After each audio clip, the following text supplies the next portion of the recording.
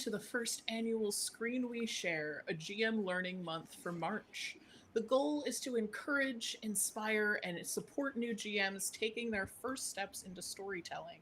We'll be providing panels, office hours, and mentoring, as well as a host space for community games and even have a few new GMs on the channel. We'd like for you to join us in celebrating our GMs and taking their first steps into actual play GMing. We are raising money for Open Cupboard through the event. Open Cupboard is a free food market located in Maplewood and Oakdale, Minnesota, providing food to anyone in need, no documents required. They also provide drive up services, delivery, and a mobile food shelf program. You can find the links to donate in the chat and on Nerds with Dice social media. We don't have a Tiltify link yet, so there's two things you could do. One is if you make a donation, add a note that it's for the Nerds with Dice game event, and you can send us a receipt at nerdswdice@gmail.com to be included in our giveaways. Our giveaways have, with $100 raised, a game giveaway. You could win a PDF of either Bump in the Dark, Fabula Ultima, Instant Starship and Instant Dungeon, or Emergent. At $250 raised, there's a $20 Friday afternoon tea gift card, and at $400 raised, a Heartbeat Dice gift card. At the end of the month, regardless of how much has been raised, everyone who donated will be entered in our final giveaway, which is a $50 Die Hard Dice gift card. We'd also like to thank ARC for providing details and resources that led us to choosing Open Cupboard to support this March. Hello, everyone, and welcome to The Weight of Winter. My name is Gray, my pronouns are they, them, and I will be your mistress of ceremonies this evening. You can find me on Blue Sky or other social media at AlienGenic. That's alien and then genic as in angelic. And I'd like to introduce you to our players this evening. Hi, my name is Zoop. You can find me online as Zoop Machine. My mother calls me Supriya. My pronouns are she, her, and I will be playing the Dark Empress, which is the playbook The Nightmare Horse. And the pronouns of the Dark Empress are usually she, they, but as a shapeshifter, use context clues. And I will send it down to Meinberg. Hello, I'm Meinberg. You can find me online at Meinberg on Blue Sky or goat-song-publishing.itch.io. I'm going to be playing The Seeker, who is the only human in our particular group, um, named Terry Summers. He's going to start by using the he, him pronouns, but over time may shift to using they, them. And I'll send it over to Mads. Thank you. I'm Mads, they, them pronouns. I'll be playing the crooked wand of the group called Grampus Ode, also they, them. And you can find me as Madeline Colley on Blue Sky, YouTube, as well as on itch.io. And I'm going to pass this along to, last but not least, Bran. Hi, my name is Ran. I use she, her pronouns. And tonight I will be playing Dicentra Cerulia. She is the Winding Rose. And the pronouns, I keep saying her. The pronouns are petal in the summer and thorn in the winter. All right, excellent.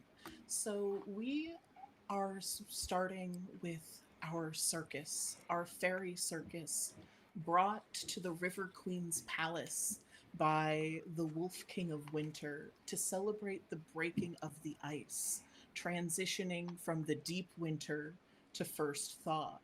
It's the moment where the great ice dam cracks and releases the flood of coming spring. Your circus arrives late. It was not meant to. You had left plenty early for the trek to the Winter Queen's palace, and with time being what it is in Fairyland, it's very difficult to be late.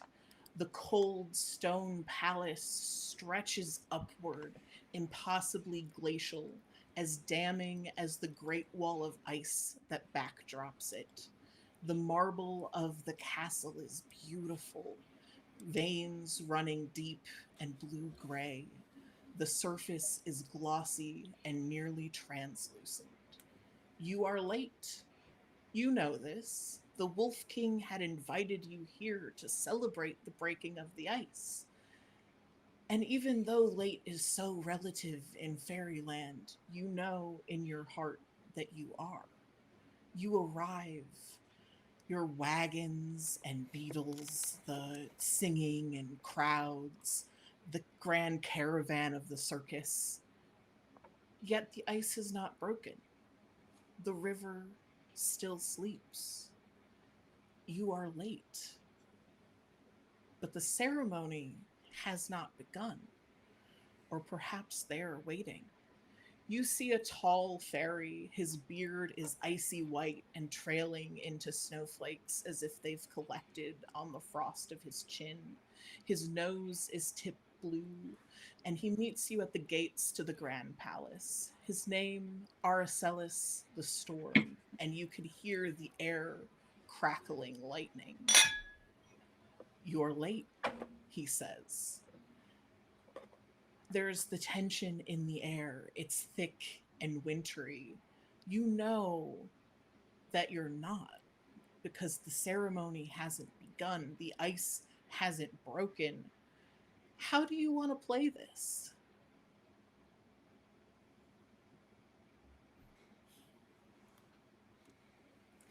I think I will step up. So you see the Dark Empress. Currently, the Dark Empress is a person in. Did I not? I didn't fill out one of those things.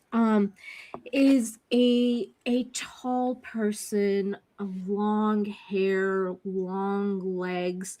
Um, you get the sense of moss green. She wears silk robes and rare jewels. She's very woman and very enticing. There are little orchids cleverly placed all throughout her outfit, and her hair falls down like rushing falls.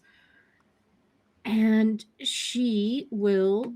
What are my play options? Let me.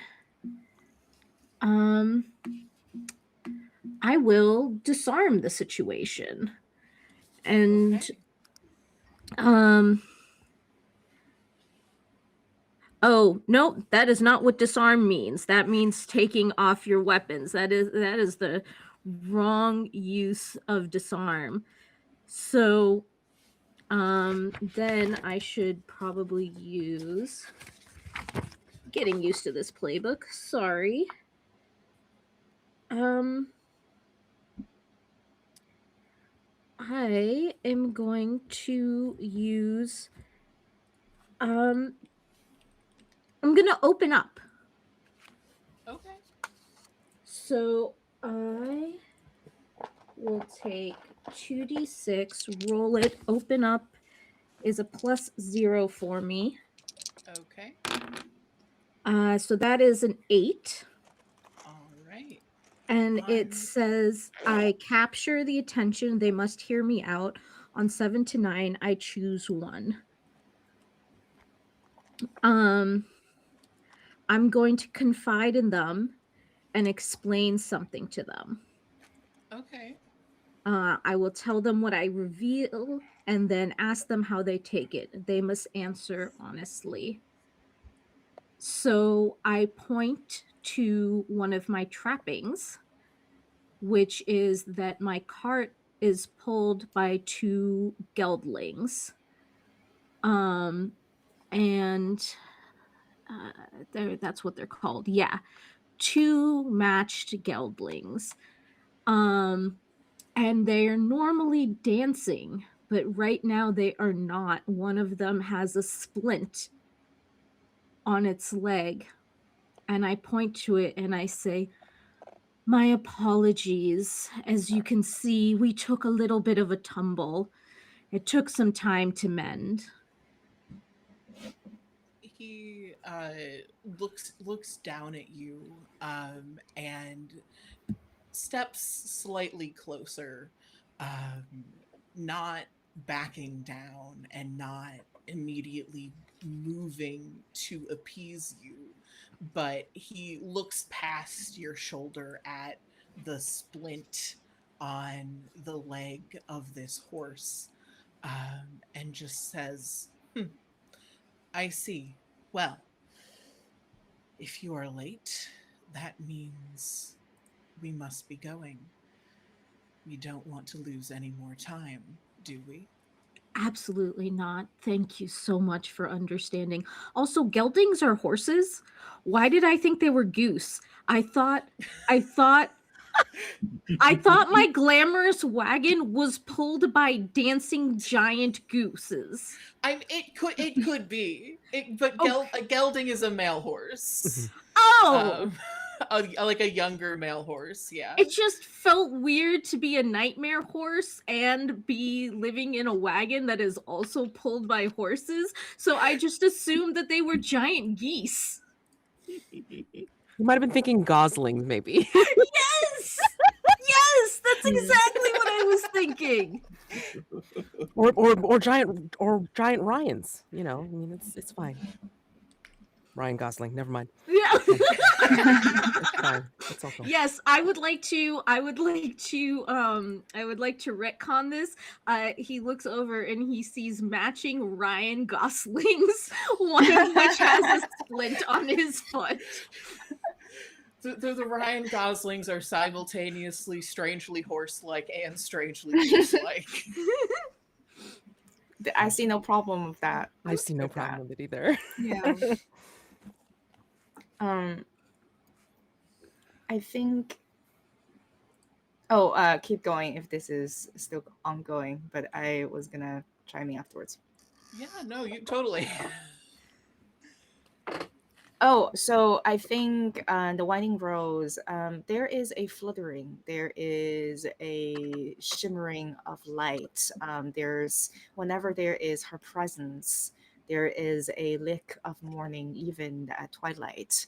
And at first, there's only the scent, the kind of aroma that is not something that you sniff a bouquet of flower and experience a waft of sweetness, but rather something that coils around you like invisible vines. And that's how she appears, just a scent and then a silhouette, a impossibly bended and kind of coiled shape that emerges out of the wagon of our shared space. And popping out, there is this deep, deep pink, crimson at the edges, and then gradient a little bit lighter. And then as the fabric and folds of her hair and dresses unfurl, you see this bright, brilliant electric light at the very center of it. And she just kind of tilts her head, looks up, looks forward, staring a bit at the Dark Empress, who is currently surrounded by the matching Ryan Goslings. And I would like to sniff the wind. Yeah, of course. Roll 2d6 plus your modifier. Okay. What is my modifier? Looks like it's a Oh, plus okay. one. It's +1. It's not bad. Okay. That is a total of 10. All right. On a 10 plus hit, ask two questions. What's coming this way? What's here that I haven't yet seen? Whose territory is this? Who's doing? If I trust my feet to carry me to safety, where will they take me? How could I make myself invisible here? How could I go unnoticed? And if I trust my nose to lead me to the heart of this, where would it take me next? I think with the in the spirit of sniffing the wind, I am absolutely asked that final question. If I trust my nose to lead me to the heart of this, where would it take me next? Yeah, I think as you look to the castle and you're sort of, you're at the gate of the great courtyard, that's going to be leading in your circus performance be going to be put up in that space where there's room for tents and your sideshow acts and all of that you still need to set up. But I think deeper within that, deep to the heart of the castle, I think you smell sort of river water and um yeah, river water and just a slight, that like dampness of seaweed, um kind of deep in the castle. And I think your nose tells you that the heart of this is in the River Queen's throne room. Hmm. And I And think my second question is, what's here that I haven't seen yet? what's here that you haven't seen? I think what you I think you feel a sense of a promise and a binding and a stagnant air, right? This place is waiting and waiting, but the thing it's waiting for isn't coming.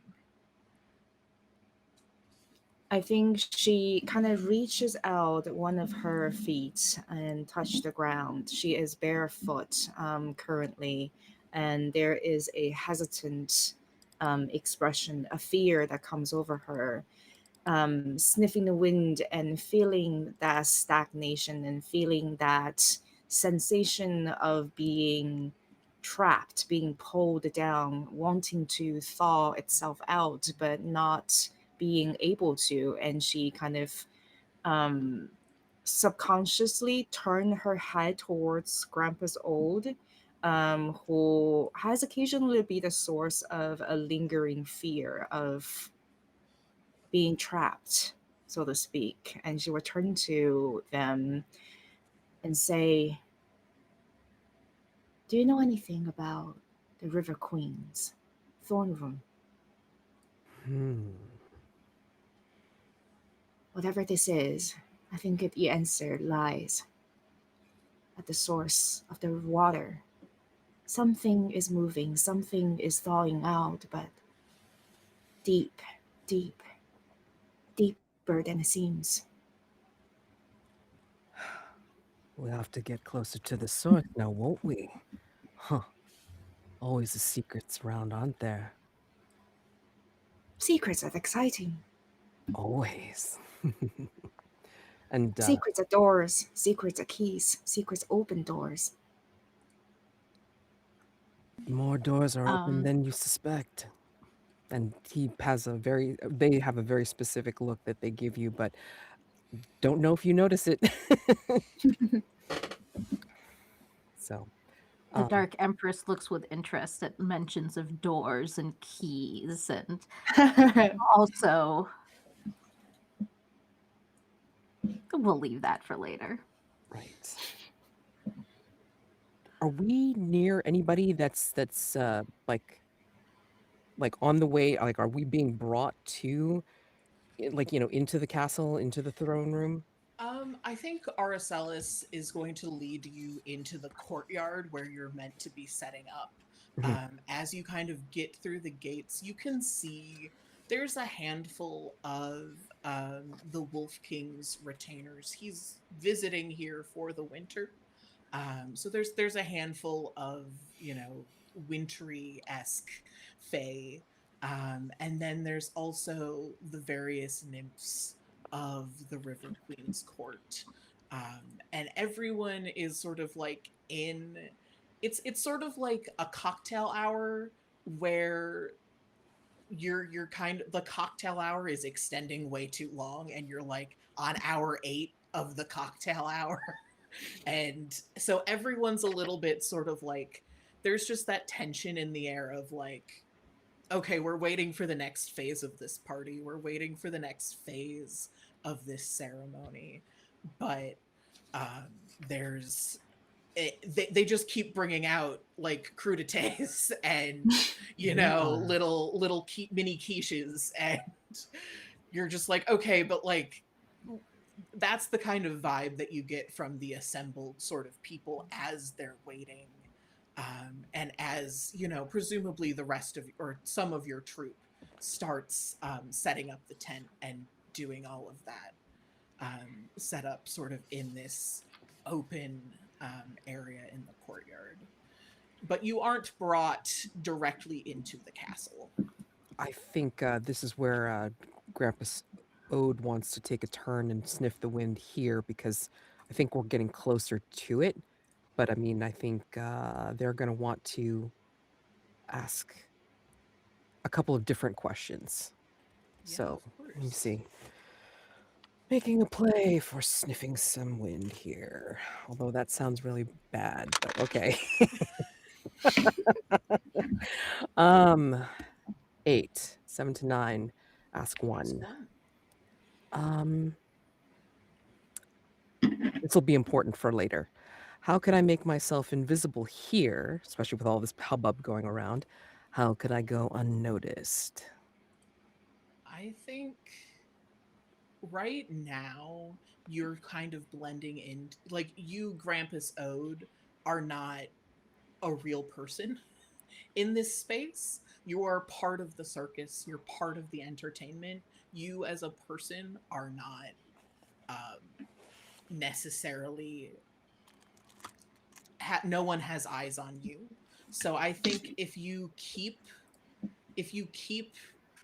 low key, you could probably pretty easily slip away. um but as soon as you start making a name for yourself, or celebrating something loudly, I think that's when people are going to latch on and start to like see you. Okay. And we're being brought to right now we're being brought into the courtyard with the expectation that we're going to set up. Yeah, yeah. So, as one of my places that I can be is the star. And so as we walk in, and everyone looks like they've just been doing the same thing for hours and they're bored, and to hide the rest of the group as they set everything up. I'm going to use uh I'm going to take their breath away. Um and so to each of to can I do take someone's breath away to this whole group? Yeah, for sure. Okay. Um so she kind of ooh, that is a 13. Hell yeah. Um Nice. So I choose two of the following to say, and I'm telling them the truth. So, um, so let's see. Uh, no, at this moment,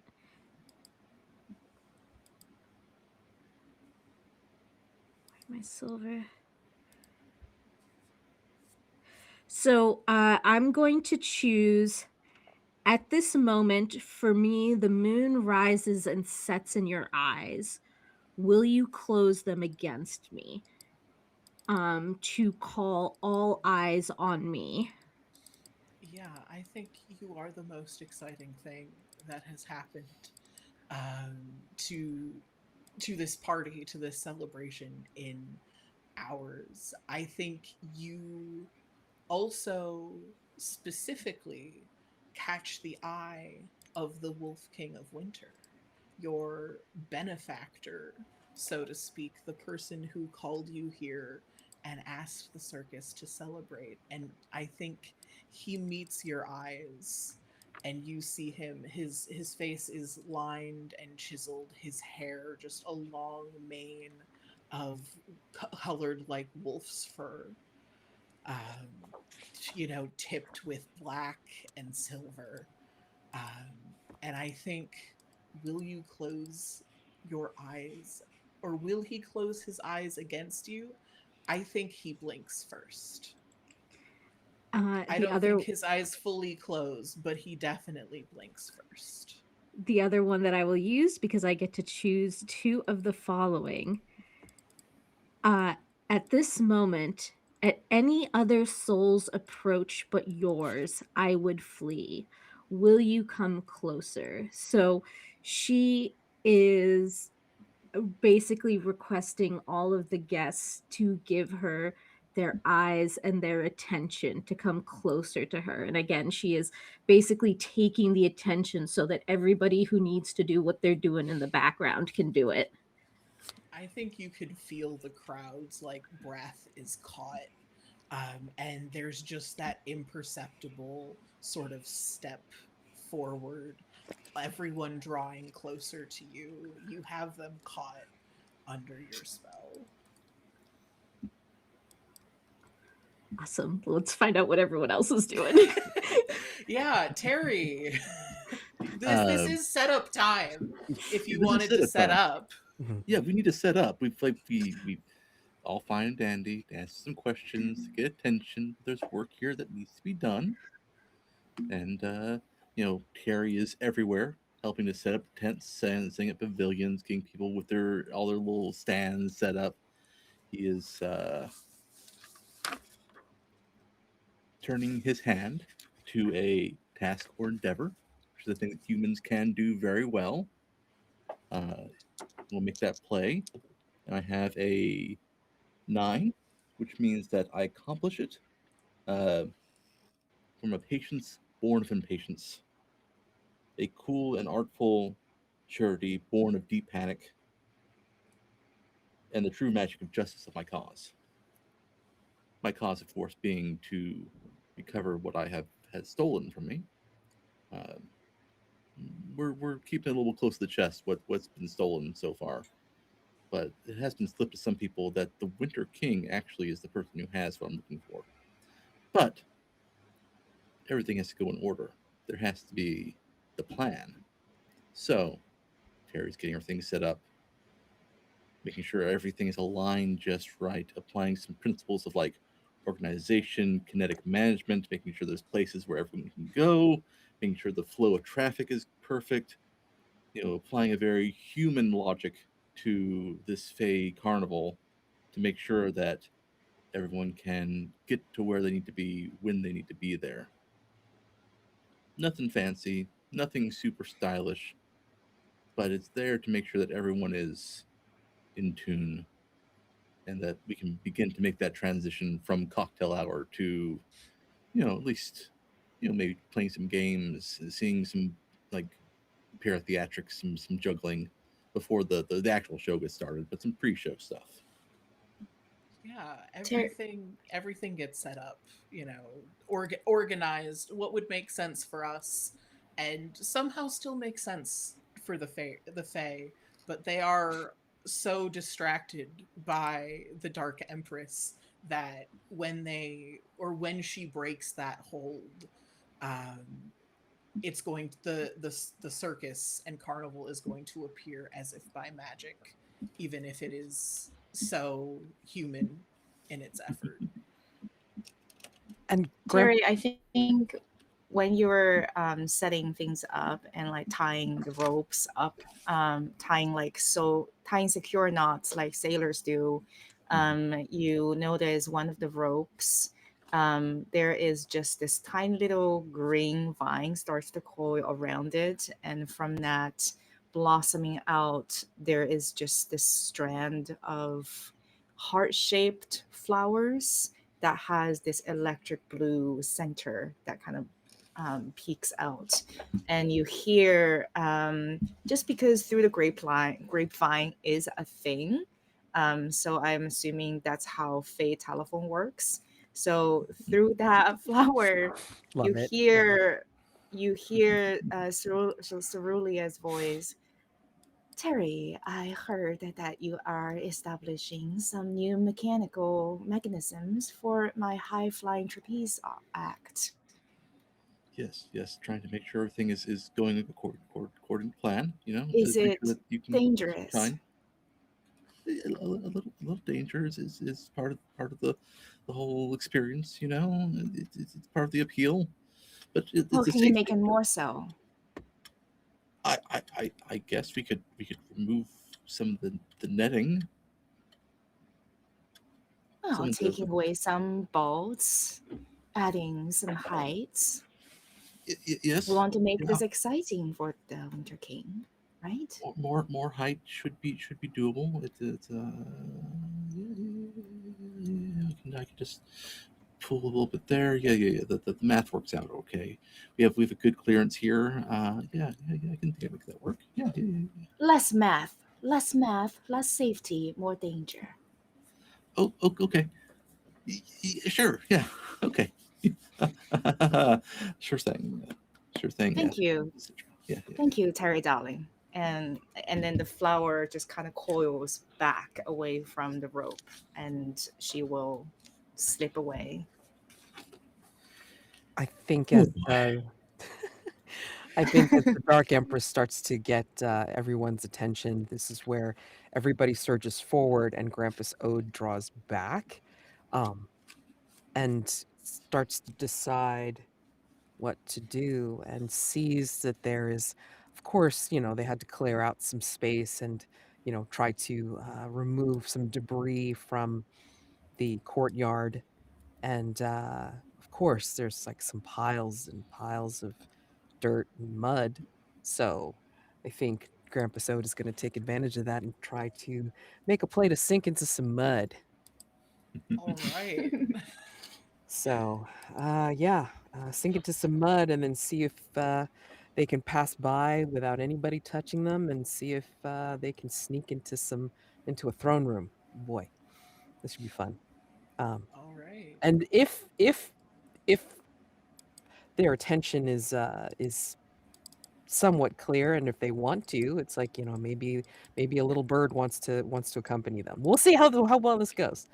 We'll see how Mhm. how how good this I goes. think you do notice as you're kind of trying to get your way towards the throne room, you don't see any footprints, you don't see any fallen petals, but you do smell the familiar scent of wildflowers, the kind of sweetness that carries a spiciness. Mhm. And for you in particular, especially, you hear the music that is the sound of fluttering wings Mm, following you.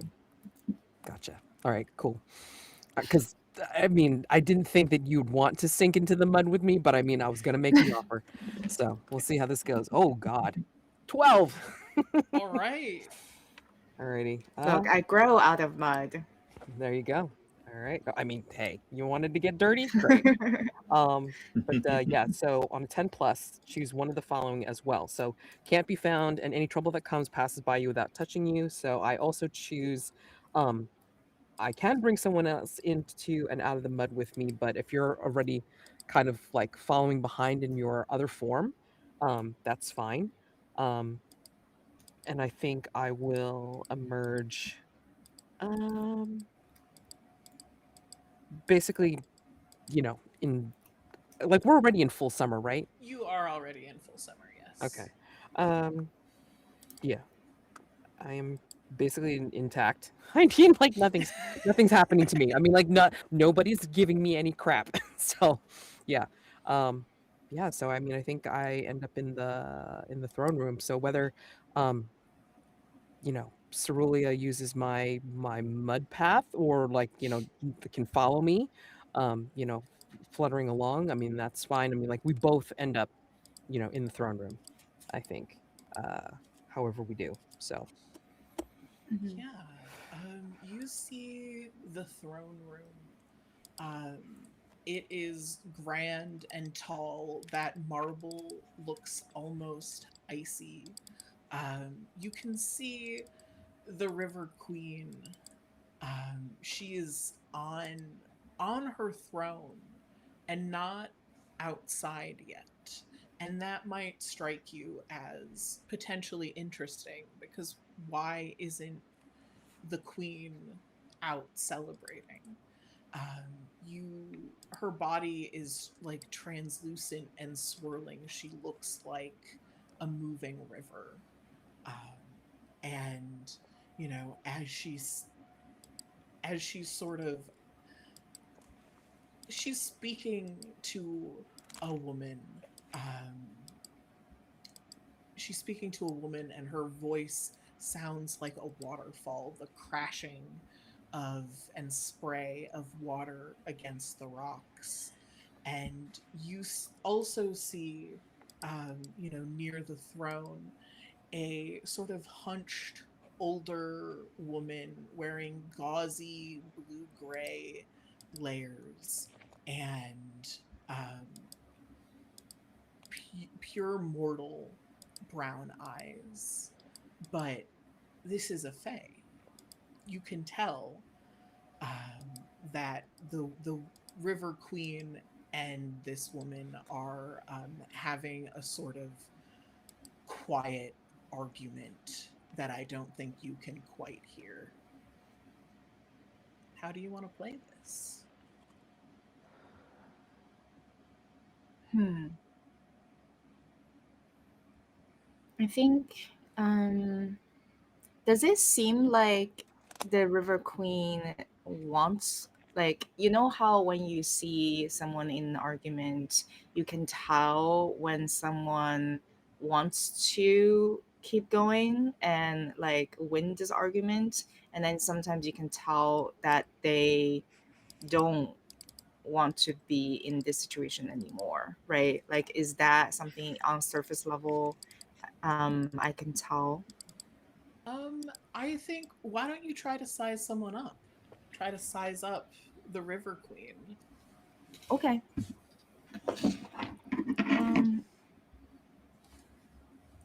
The move that says that you don't necessarily have to speak or interact. This is just kind of that initial, glance, what you can tell. yeah. Nice.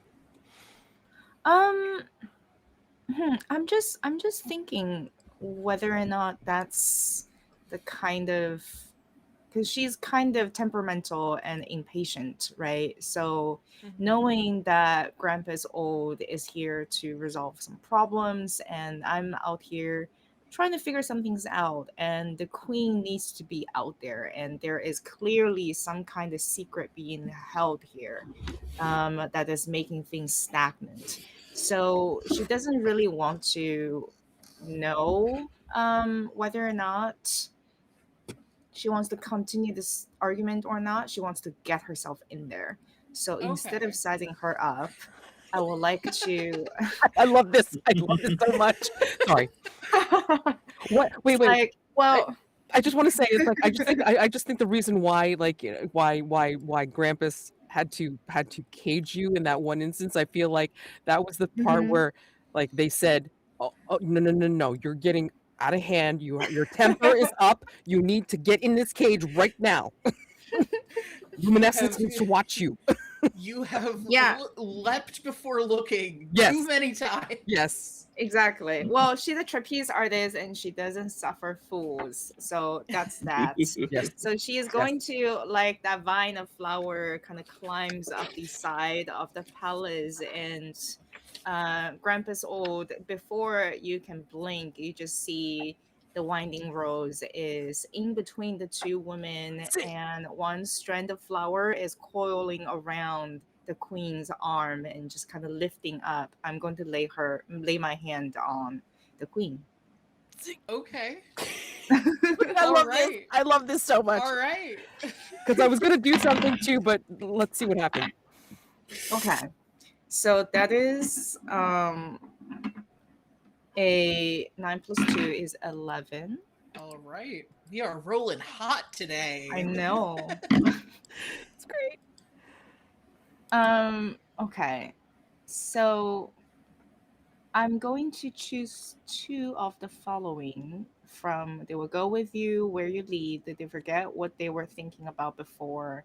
Their heart races, their breath comes ragged, and their head swims. They cannot remove your hand themselves, but must wait for you to remove it. They trust you with what comes next, even after you remove your hand until. Okay. I'm going to choose first and foremost, they trust you with what comes next, even after you've removed your hand, until you give them reason not to. Okay. Um, and then I am going to say they will go with me where I lead. So I'm just gonna like this very gentle but persistent tug with the flower. I coil around her arm very sweetly and very gently, but there is a strength behind it. The vine of a rose can be really powerful thing. So there is a tug, and she is going to be pulled away and out of this argument towards where Grandpa's Old is currently looking a little hot and bothered and nervous, and is gonna pull the queen towards the door. All right. Yeah, the queen follows you.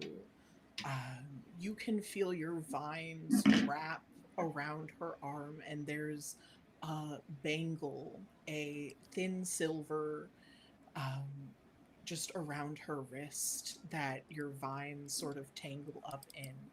And she turns to the woman that she's been arguing with, even as you're like leading her away, Mhm. and just says, this our deal is still on, but you You look must like excuse someone. me. And then she'll, yeah, turn to you and be following the vines. And I think the Winding Rose is going to turn to the other woman and say, "You look like someone who no one has ever let you finish a sentence." No, wait, what was I saying? Oh Sorry. It's like my god. it's irony. No. So okay, yeah, she's gonna turn to her and say, "You speak like no one's ever let you finish a thought worth hearing." I think I, the woman closes her eyes, takes a very deep breath, um, and is going to make a move. can I lay somebody bare, Oh, please? okay. Yeah, sure. Because I feel like because Cerulean did this, I think they're just I think Grandpa Sode is just, are you kidding me? And then just like he decides secrets kept, secrets revealed, does some somatic stuff, sorry, and then decides to reveal the hearts and natures of those nearest to them. All right. Just just like explode like the emotional bomb in front of everybody. Okay. While you're rolling that, I would like to clarify. Did Cerulia just say you don't ever say anything worth saying? That's what it sounded like to me. In just incredible couched language? Amazing. Admittedly, it wasn't to the queen. It was No, No, it's not no, to it the was queen. to the other lady. It was to Yeah. the other. It's like ooh, ooh, ooh, ooh. Everybody's just got to talk to each other. Okay, okay. It's too It's like, burn. I know. It's like, oh my god. Okay, 11. All right. Choose two. Okay. Oh boy. Lay someone bare. On a hit, you'll reveal something to them about them, and it's like it's gonna be everybody that's in this section. So even Cerulia. Yay! Um, on a 10 plus hit, choose two. Uh, you reveal to them the hearts and natures of those nearest to them. So I'm counting everybody in this group right now, and reveal to them their best way forward. Mhm. So Okay. whichever you choose, you don't know what they learn, but ask them how they react to the revelation. Hmm. And if there's a glass So, or basin or mirror or anything around, I can catch a shadow or a mirror image of their revelation. And I ask you what you see. So Okay. Do you have a glass or basin or oracle I, with you right now? in this place, like this is the River Queen's throne room, Yeah. would we consider this place like, full of very reflective, translucent surfaces? Yeah, totally. Yeah, because I think as Cerulea's leading like the queen out. Excuse me, I feel like we're in the doorway, which like the doorway's got the partially like shiny marble, and it's got like a mirror like oval on it or something like that. So there's Hmm. reflections all over the bloody place. So I mean, yeah, I mean like I'm able to see a reflection of everyone, including them. Sorry, and of Petal. So what does everybody see? Sorry. All right. I think the hearts and natures of those nearest to them, I think you see in the reflection. I'll kind of do the two NPCs kind Mhm. of at once. Yeah. Um, I think you see the best way for the woman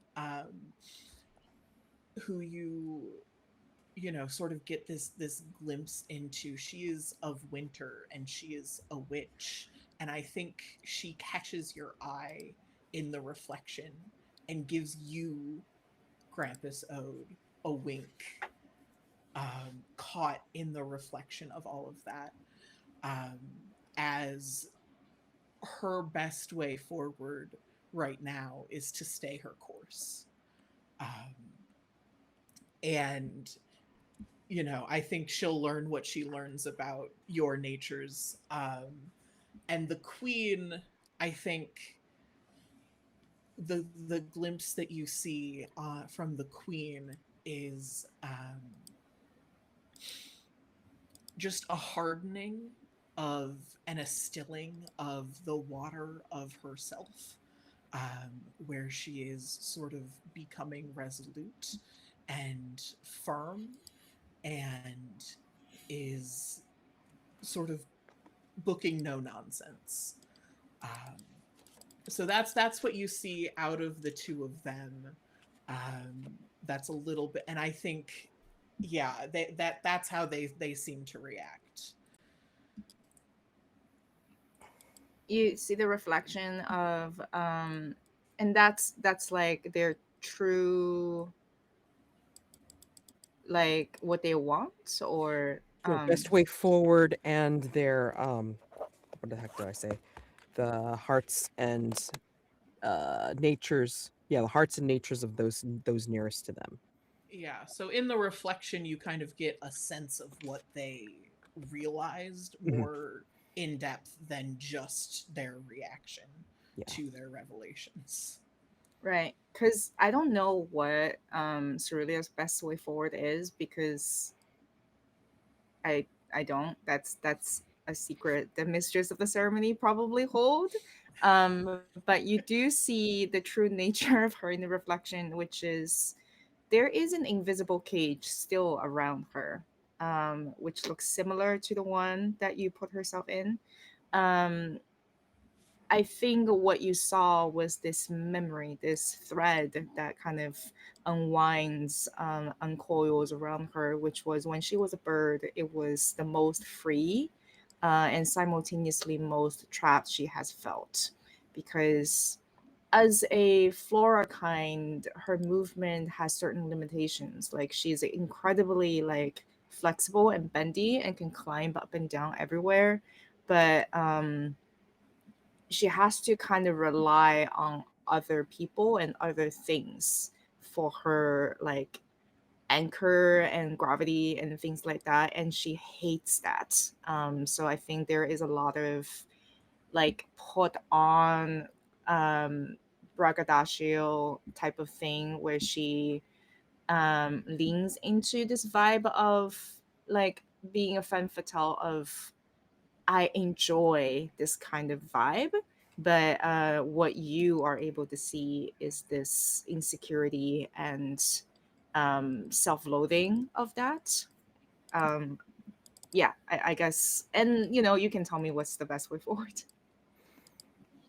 Hmm. I don't know what do you intend to do?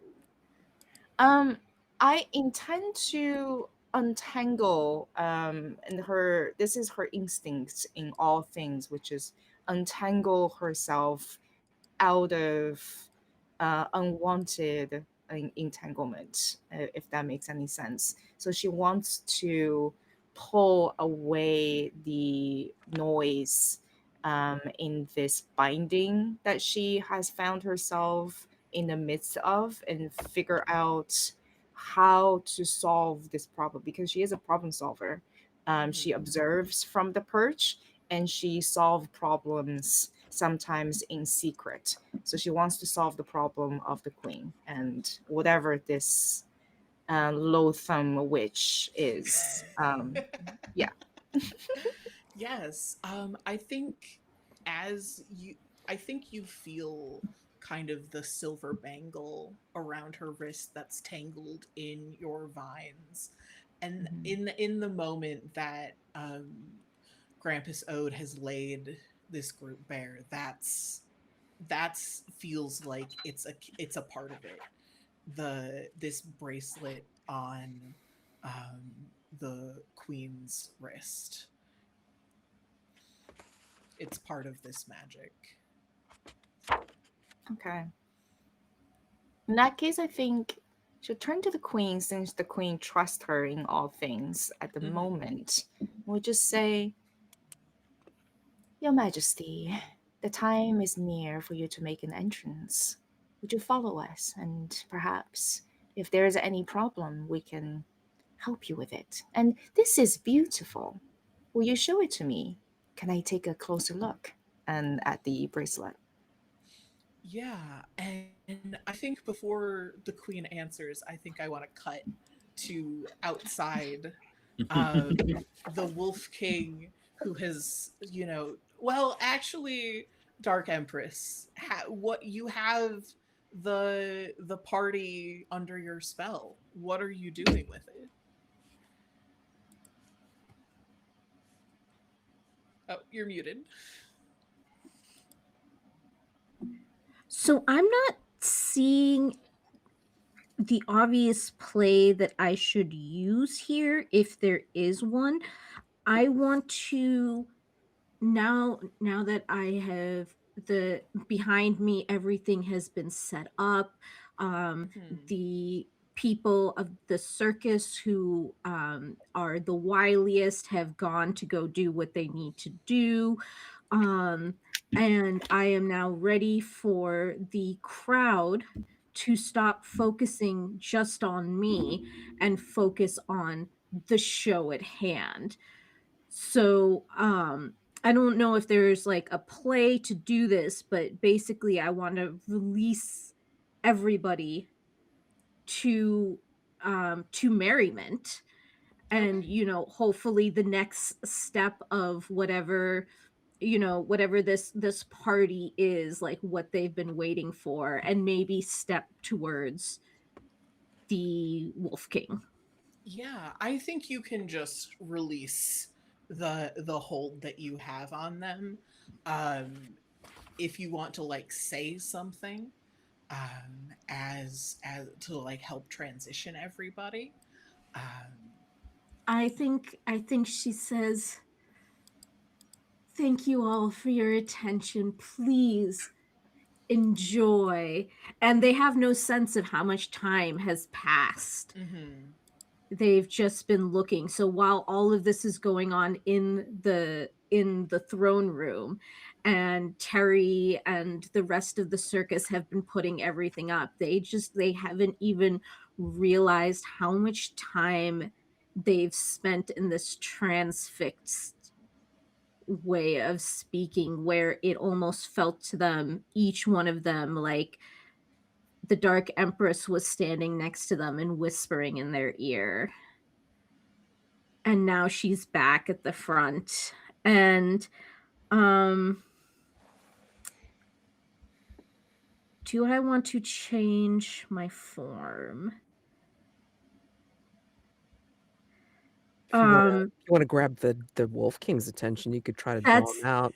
That's oh okay, draw them out. Well, I did I did take their breath away. So, I think what I want to do is so the wolf king is humanoid, right? Not Yeah, wolf. yeah, humanoid, but like if you get the wolf vibes from this Okay. man. So I will strut up to the wolf king. This is his kingdom or he is visiting? He's visiting, so he this is the River Queen's castle. Mhm. He's visiting for winter, while everything is the river is dammed and blocked up. And then at the end, like after this ceremony, it's his time to leave um, the River Queen, and her lands, and travel on. So I'll look at him and I'll say, I think we have a little time. Would you fancy a ride? He looks at you, and I think he is entranced, and he will nod, and say, Okay. "Of course." So I get a +0 to change your form and seeming. But it is an 8, Okay. which is great. I will take the form of a beautiful horse with a horn. Yes, a Okay. unicorn, but Hell yeah. dark black um mane, flowing mane, beautiful intricate tail. Um what do horses have? It's not fur. It's like horse it's just hair, I Hair. guess. It's As hair. it just it's so black, but it kind of gleams in this again this because she's still in summer. There's like this moss green undertone to it, and when he sits on her, the long hair, the long legs of the horse, big, well built, um the rare jewels have turned into like a bridle of sorts. um and she will have him show her, just like take a quick trot around and get him to show her any areas of interest.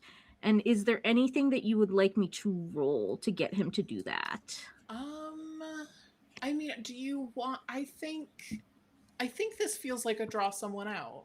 Okay. Like that's kind of you're trying to learn more about the Wolf King. Okay. So that is an 11. Loving Okay. these dice today. The dice have been so kind to everyone. The dice have been so kind. So the questions that I can ask, and I can ask two: what are you considering?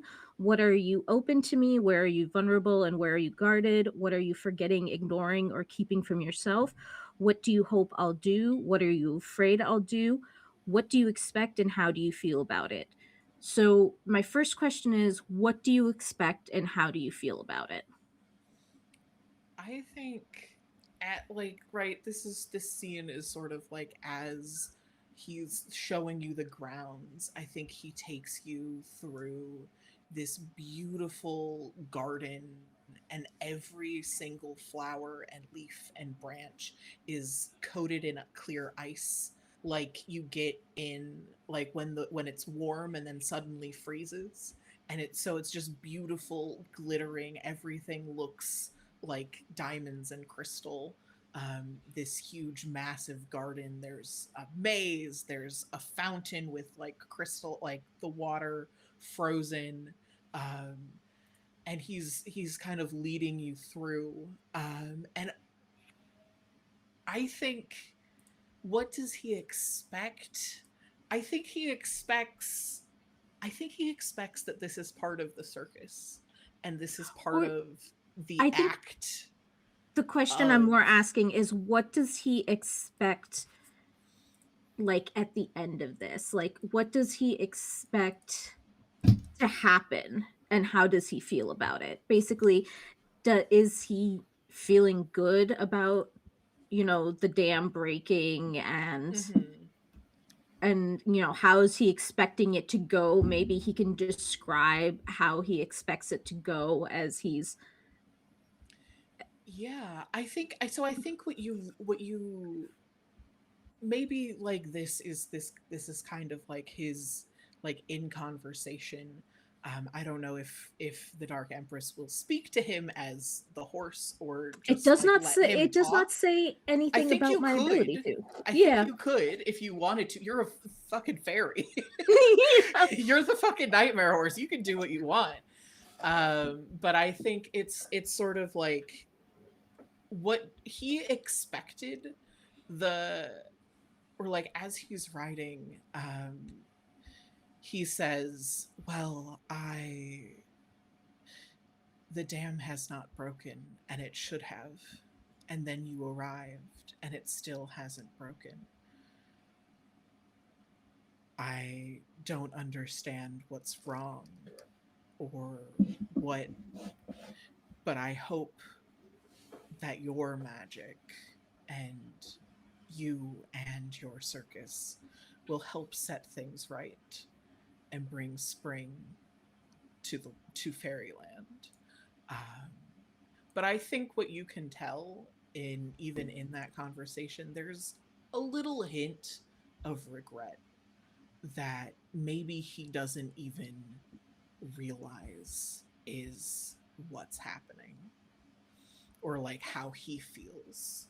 So he doesn't realize that he's feeling regretful. Yeah, that there's that tinge of melancholy for having to leave this place. I see. If and I see. when the ice does break. Um and what is it that he hopes I'll do right now?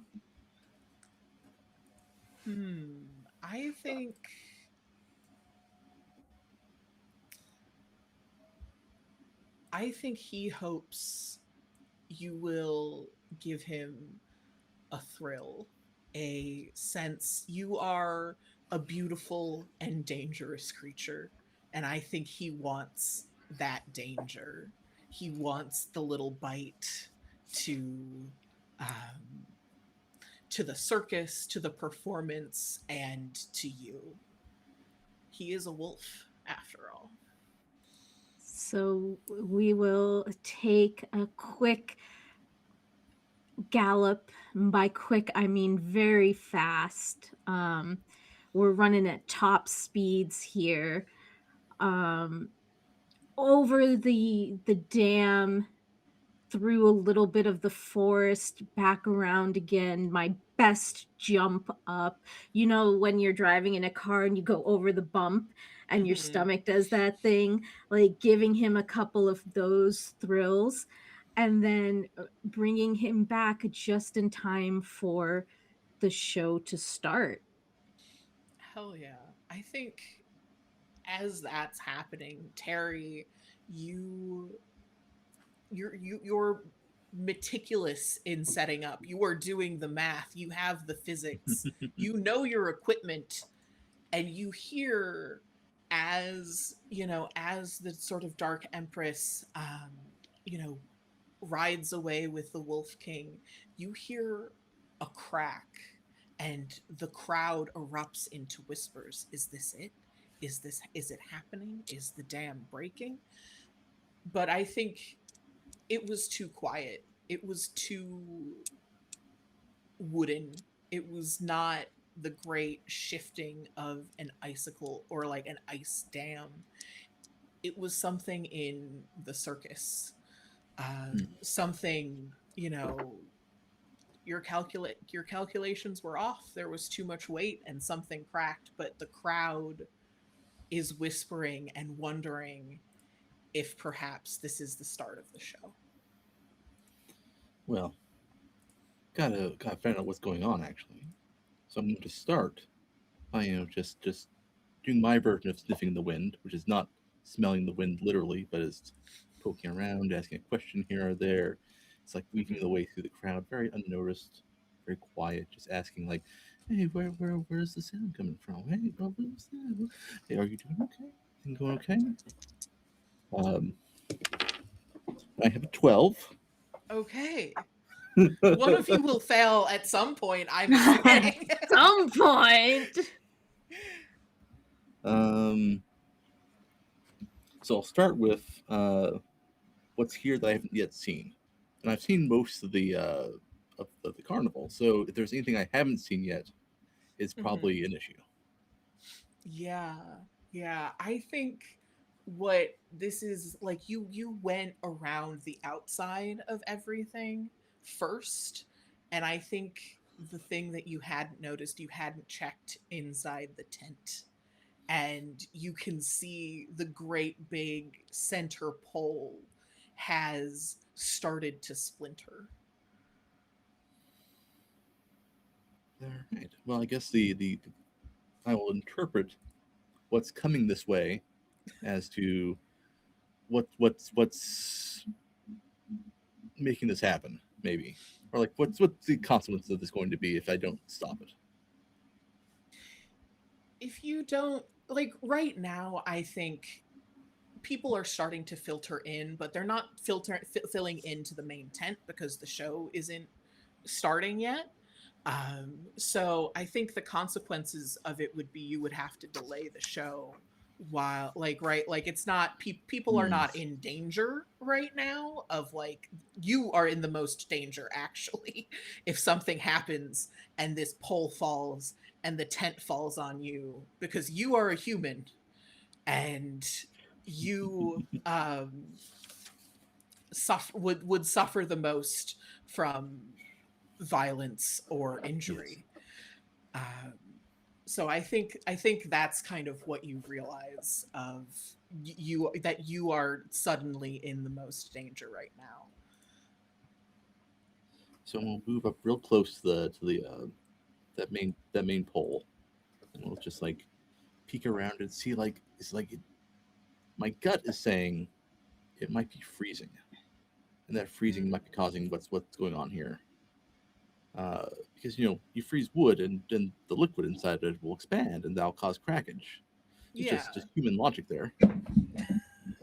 Um, and there's a lot of ice stuff going on, and that Winter King is an issue I want to deal with. Hmm. I can see him causing more trouble for the circus, either intentionally or not. So I'm gonna just like see if there's like any shards of frost or like any little bit of ice or something on the this pole. Yeah, I think you do. I think you do see that. It's that the your human logic, it happens every once in a while in fairyland that it actually makes sense, and actually is what's happening, that this place is cold. But I think it is you it is the presence of winter here Mm. that is more than just the wolf king. It is almost the winter herself that is oppressing this place, freezing your equipment. No one else seems to really mind the cold, but you shiver Mm. and, you know, almost like it's the wool from your eyes of like, this place is freezing. No wonder no wonder the wood is cracking under the weight and the cold of it. Oof. Well, I guess the only thing I can do at this point is trust in uh, fate. Just hope that I find something that will help at least prevent this delay, because this delay will throw everything out of whack. All of my plans, not mention my life, might be at risk. And I don't have anything that can stand against the raw concept of winter, unless. unless I get really lucky. Uh, so when I trust myself to fate, I let go of my instincts, and I just see what's going to happen. Hope that something about the storybook narrative of this place will actually help me for a change. And I get a 12. Okay. Uh, on a hit, your fate in good luck disguise will lead you through, lead you on, lead you back, turn your enemy aside, reveal your enemy's weakness, put your enemy in your power, bring a friend to your side, open a door for you, or put a tool in your hand in any combination. Uh, at SCMC, what happens and where you are now. So basically,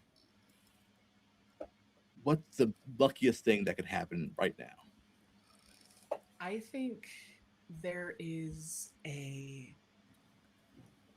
rush of winter wind, and it's sparkling and icy, and you get a just the freezing chill of your bones. It feels like they've turned to lead, there's just ice inside. But with the wind, it swirls around the pole, and the pole freezes and gets coated in ice like the gardens outside. It's crystalline and glittering. And you see a woman step out, um, her hair long and white. You see the Lady Ice, embodiment of winter, step up and through towards you. And she smiles at you and looks at you and says, I think it is time for a show. Yep. Okay. That is what you're doing here, yes? Yeah, yes, it certainly is. We're here to put on a show. We'll be started very soon, actually, I believe. Uh, once all the performers and our star is back, we'll get started, and I'm sure that you'll have a delightful, wonderful time. Um, uh, maybe I should go check on the trapeze uh, stuff and person uh yes, of course we're here for a show. Yes. She smiles, and says, Then I will check on the river, so you may begin." Of And course. she just fades into another icy, wintry wind. Okay, all right, I gotta talk to somebody who's more important than I am about this situation.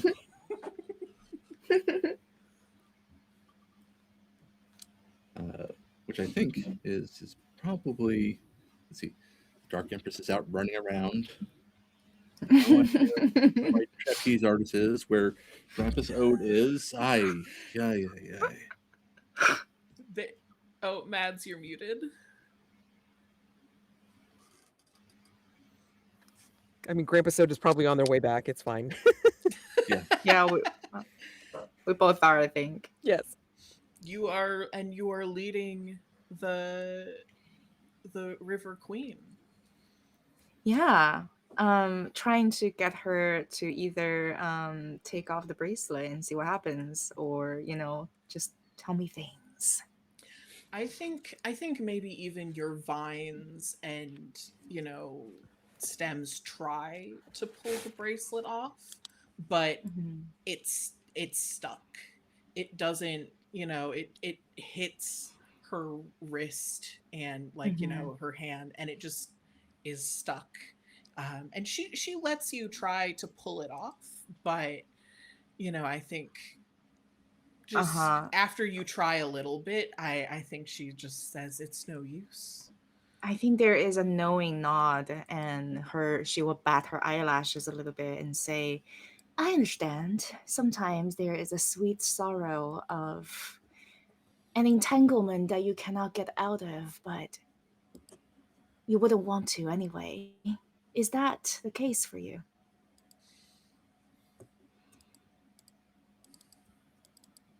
And I think she glances around. You've led her, through the castle away from the witch, and she says, "Well, I am in a predicament of sorts. I hmm, Is there someone you want me to cut for you? someone, or well, perhaps something. The river sleeps, and if she wakes, I will be washed from this place. We are bound together in that way for this season." The river is not just the water. I am of you, my queen, and we all are. The wind that you carry, the flower that you irrigate, the blossom, and the roots. We are of you, and I offer my service. I wish to keep my castle and my ruin, if I may. If you can free me from my binds and cut the strings, I would wish to stay in this place. I've gotten out of bounds before. I've had some practices, and I think I know a person or two about locks and keys and opening doors and breaking secrets. And someone who understands how to entangle others. That's me, by the way. Or someone who understands the dark, dark secrets of magic. Looks at Grandpa's old. We're going to help her, right? You're muted again. You're muted. Da- da- mm, da- As you make those noises, I think the Dark Empress and the Wolf King relight, and as the Dark Empress allows the Wolf King to settle back on his throne, she will. Do I have to change my form again? Um, I'd say you can go back to human if you want. Okay. Oh, I no. It says you remain in this form until you change it again. Oh, okay. Try to Okay. let's see how we do. All right. So that is an 8. Um. So I think. Um. I think I go back to my normal summer form, and I kind of lock eyes with Cerulia, with Grampus Ode,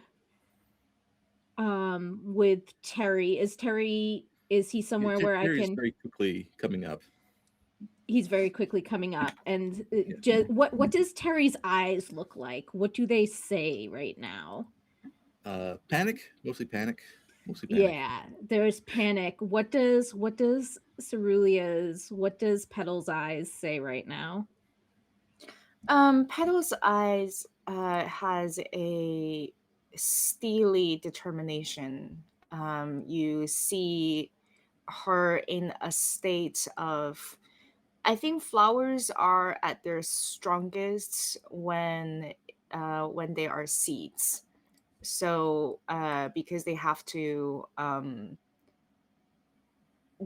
go through the thick of a fallen ground to poke Right. their head out to see the sun. So I think in their in Petal's eyes, you see seeds. Okay, awesome. And Grampus Ode's eyes? It's murky. uh, Very, very confused. Not sure from Concern, what but like concerned, worried concern. Worried. worried and concerned. Yes. So, I think that the Dark Empress will take the Wolf King's leave for a moment, and again, um, I what are the other? I think we have rabbits. Can we have talking rabbits? Yeah. Sure. And so I think because we're not the only ones in the circus, so I think Correct. Yeah. the troop of rabbits who um do like they do tumbling and they do juggling and they do like little acts of like, like one of them will stand there with an apple on the head and the other one will take like a flaming arrow The William and try Tell. to hit the arrow. Yeah, yeah. So like a whole bunch of like small things. Like none of them are big enough to be their own thing, but it is the whole thing. And the rabbits are there while we reconverge together really quick to discuss. Does Cerulia let the River Queen sit next to the Wolf King? Yeah, absolutely. But Cerulia is going to be um, what's the word that describes amateur detectives?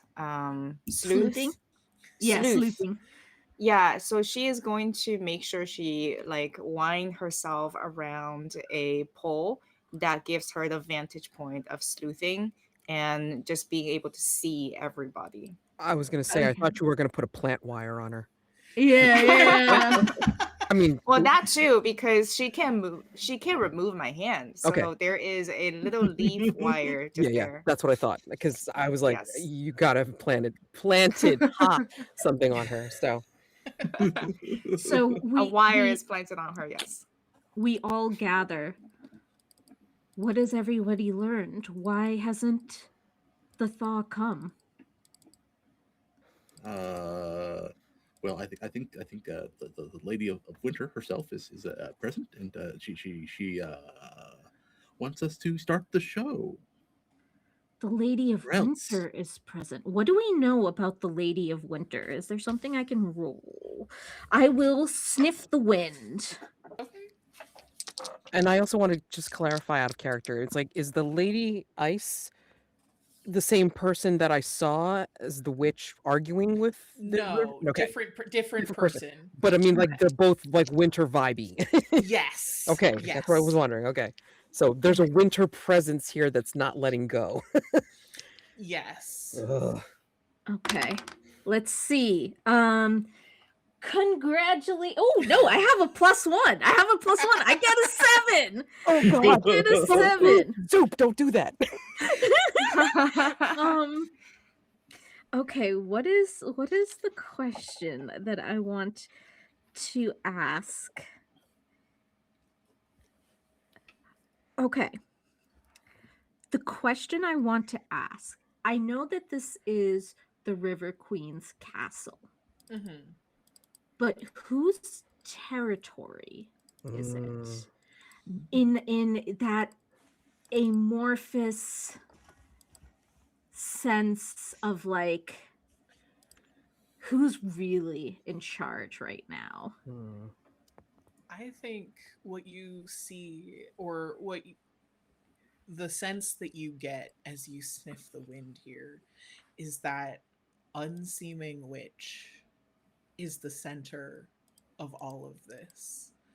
She is the one that is keeping winter here and not letting the ice crack through her machinations. So this is the witch that Ode and Cerulia Yes. saw talking to the queen. So Arguing. as they both explain what they saw in the room, and so as Cerulia and Ode explain that they saw these two arguing, Terry explains that he saw the Lady of Winter Yeah.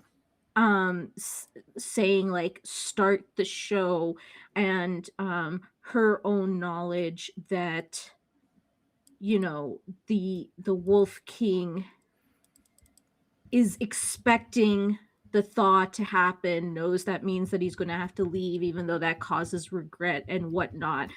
We can all together come to the conclusion that this witch is the center of it. Yeah, yeah.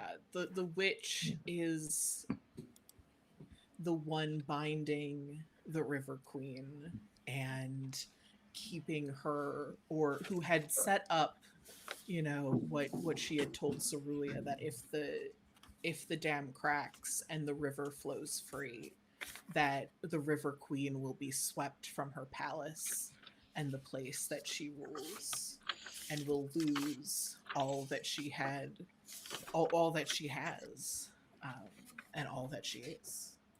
Is that a lie? I mean, Grampus, how would we break such a binding?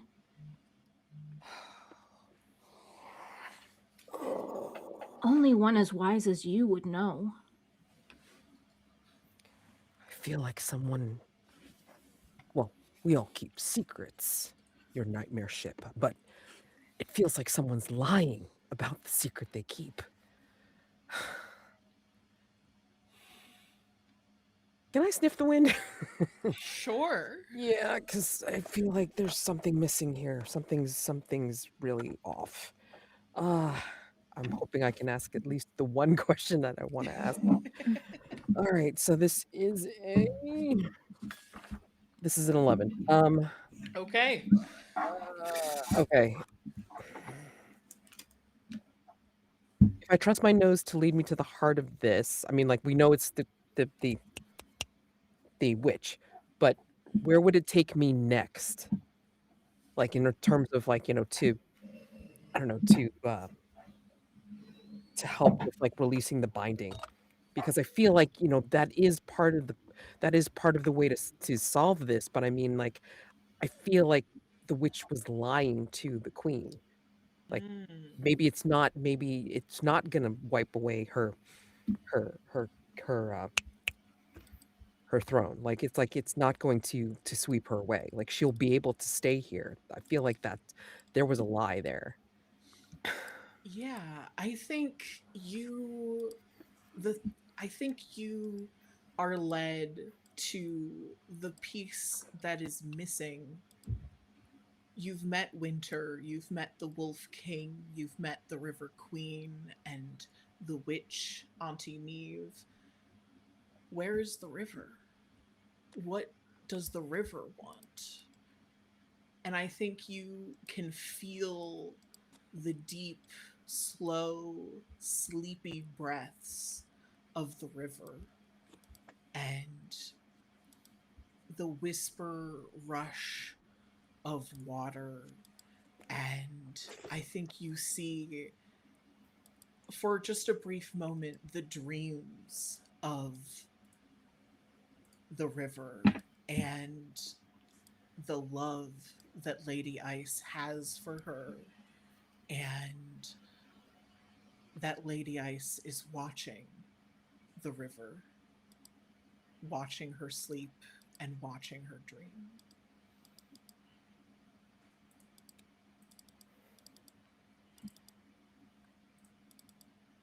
Okay, wait. Yeah, I mean, like, I just got a So shiver wait, listening to that. I'm like, wait, what? what? Okay. Is Lady Ice the same thing as the winter person? Lady Ice is the personification of winter Right. Not the same Personification as of witch. winter that spoke to Terry. that spoke to Terry. Yes. Yes.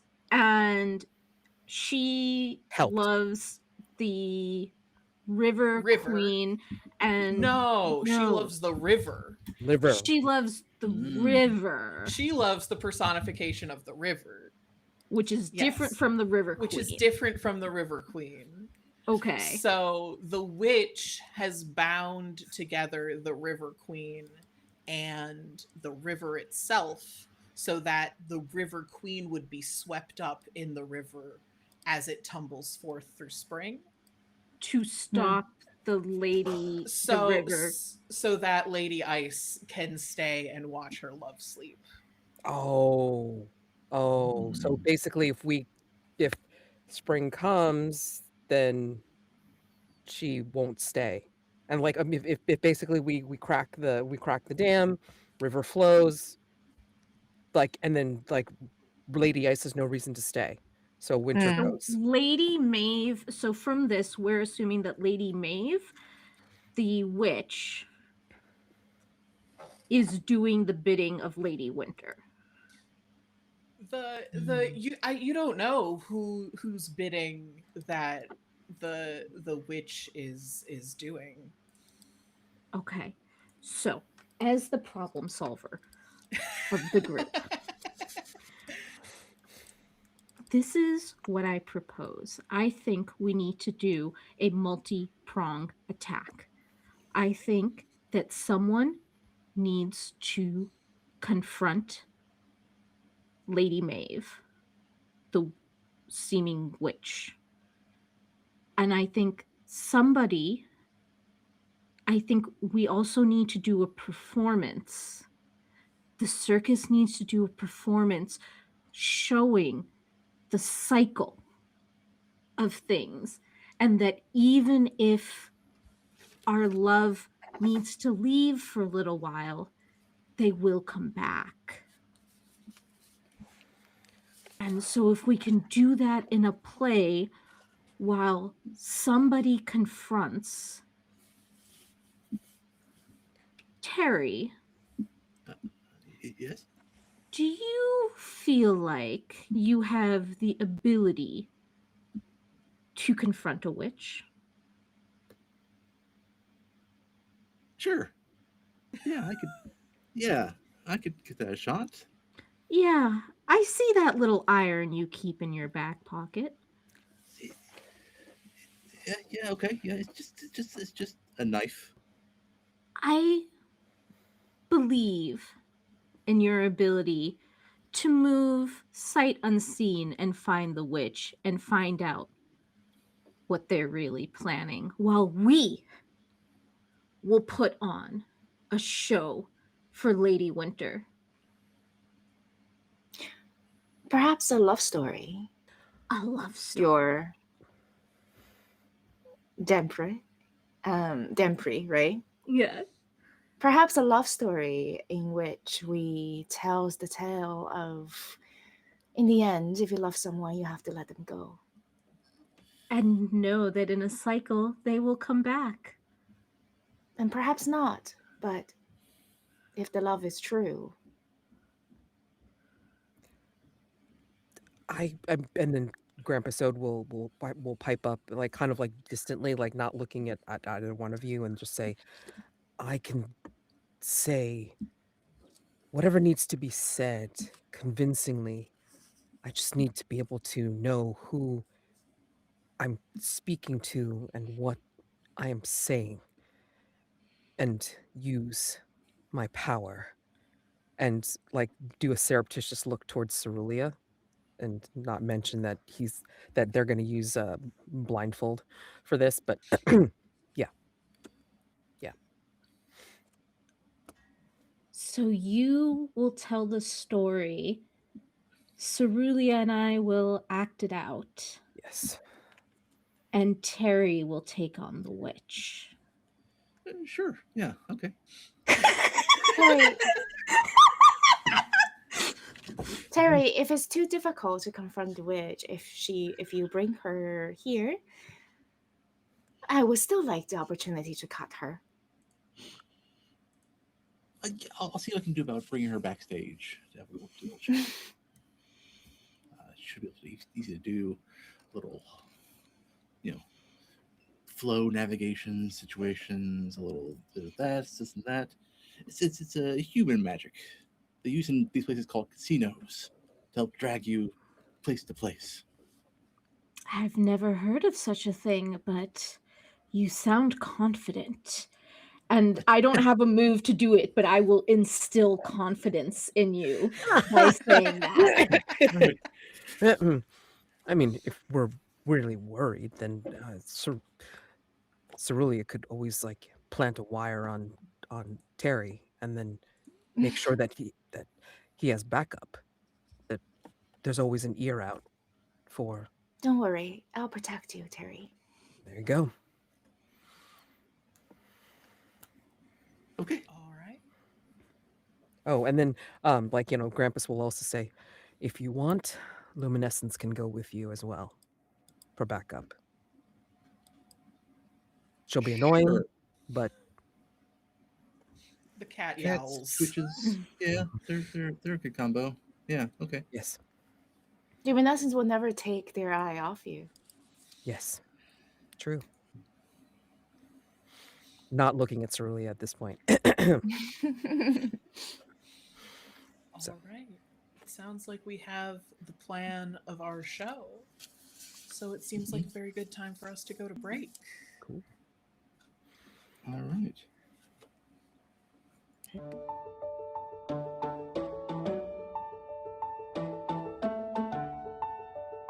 When you're on a fixed income, there's only so much that you can do. And I came upon Open Cupboard, and it said it was, like a grocery style shopping. I'm like, oh, that's interesting. I love the new items or the items that I see here that I can't afford at other stores. I love the produce because it's free and it's good, and it encourages me to eat more of those things that every doctor on the planet that I know always tells me to eat more. So I come here and there's no excuse not to get those good things and to take them home and to enjoy it and just feel, okay, I'm taking care of myself. I mean, it keeps me healthy, it keeps me nourished. There's always choice, which is huge. Being able to pick what I get just affects me so positively. I think it affects my mental health. It makes me feel valued. It gives me some power back in my life when, especially on days where I maybe don't feel like I have a lot of choice. We want everybody to have access to the fresh and healthy food that they need. And so we really believe that the work that we're doing today is incredibly important to the more than 1,000 families that are going to get food today through our programs. But what is truly exciting is what we can do to help others be inspired to take on this kind of work. Open Cupboard is not just feeding people, they are reimagining what food support looks like in a modern, compassionate community that cares. When we think about barriers for families, it's often transportation and eligibility requirements, and those two barriers have been addressed through our programs. Today's Harvest, the drive-up model. Hello, how are you? Oh, fine, thank you. Very good. What's the name or phone? The delivery program, and then we also do mobile food shelves at several locations throughout the community, including senior living facilities. We benefit tremendously from a number of different partnerships. We have our food banks that deliver food to us 4 days a week, and we work with the food group and as well as Second Harvest Heartland. We work with local farmers and the grocery stores that we go and pick up from with all of those partners, because ultimately everybody benefits if that food gets to a good home and doesn't go to waste. it's kind of crazy to say, but I think maybe sometimes when things are good and they're free and you've been blessed by getting that, you go home and, like I said, it's about being intentional, because you go home and you're like, somebody gave this to me, and because they did, I'm going to make a good meal for myself. I estimate myself that the value of what they're getting here, if they had to buy it in a store, would be anywhere between $30 to $60 a week. And I think that's a very conservative estimate. So it makes a real difference in the quality of life for the lower income families. It's extremely important. I take care of my grandkids, and my daughter, she's had cancer real bad, so I got them all, so it helps. Every little bit helps. And the people here are fabulous. They make you so welcome and so,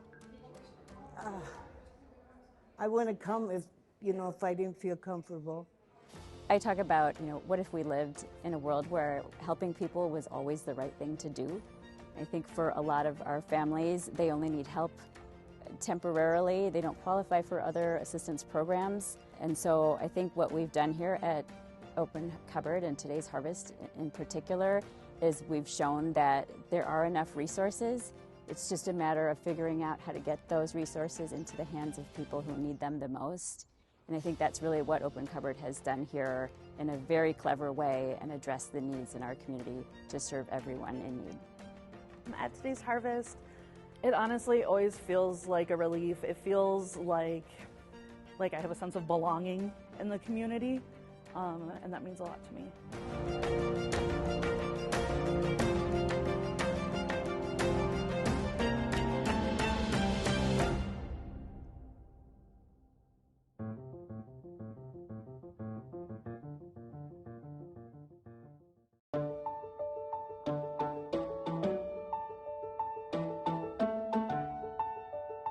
When you're on a fixed income, there's only so much that you can do. And I came upon Open Cupboard, and it said it was, like a grocery style shopping. I'm like, oh, that's interesting. I love the new items or the items that I see here that I can't afford at other stores. I love the produce because it's free and it's good, and it encourages me to eat more of those things that every doctor on the planet that I know always tells me to eat more. So I come here and there's no excuse not to get those good things and to take them home and to enjoy it and just feel, okay, I'm taking care of myself. I mean, it keeps me healthy, it keeps me nourished. There's always choice, which is huge. Being able to pick what I get just affects me so positively. I think it affects my mental health. It makes me feel valued. It gives me some power back in my life especially on days where I maybe don't feel like I have a lot of choice. We want everybody to have access to the fresh and healthy food that they need.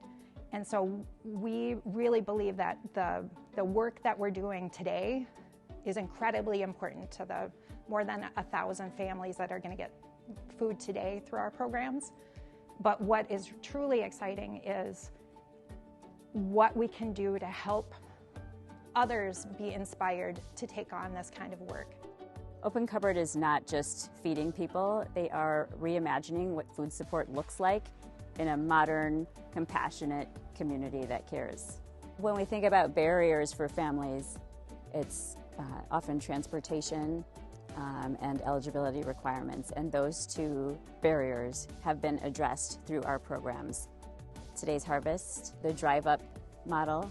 Hello, how are you? Oh, fine, thank you. Very good. What's the name of it? The delivery program, and then we also do mobile food shelves at several locations throughout the community, including senior living facilities.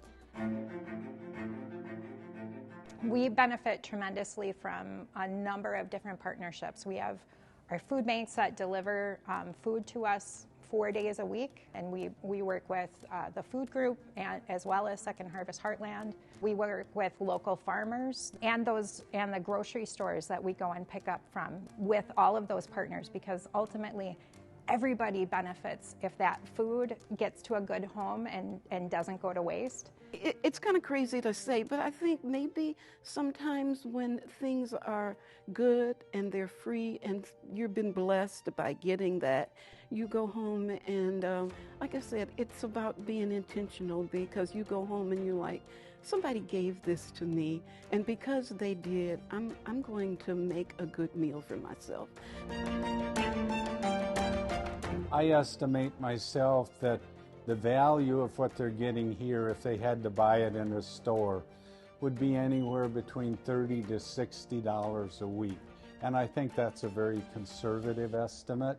So it makes a real difference in the quality of life for the lower income families. It's extremely important. I take care of my grandkids, and my daughter, she's had cancer real bad, so I got them all, so it helps. Every little bit helps. And the people here are fabulous. They make you so welcome and so, I wouldn't come if I didn't feel comfortable. I talk about, what if we lived in a world where helping people was always the right thing to do? I think for a lot of our families, they only need help temporarily. They don't qualify for other assistance programs. And so I think what we've done here at Open Cupboard and Today's Harvest in particular is we've shown that there are enough resources. It's just a matter of figuring out how to get those resources into the hands of people who need them the most. And I think that's really what Open Cupboard has done here in a very clever way and addressed the needs in our community to serve everyone in need. At Today's Harvest, it honestly always feels like a relief. It feels like I have a sense of belonging in the community, and that means a lot to me.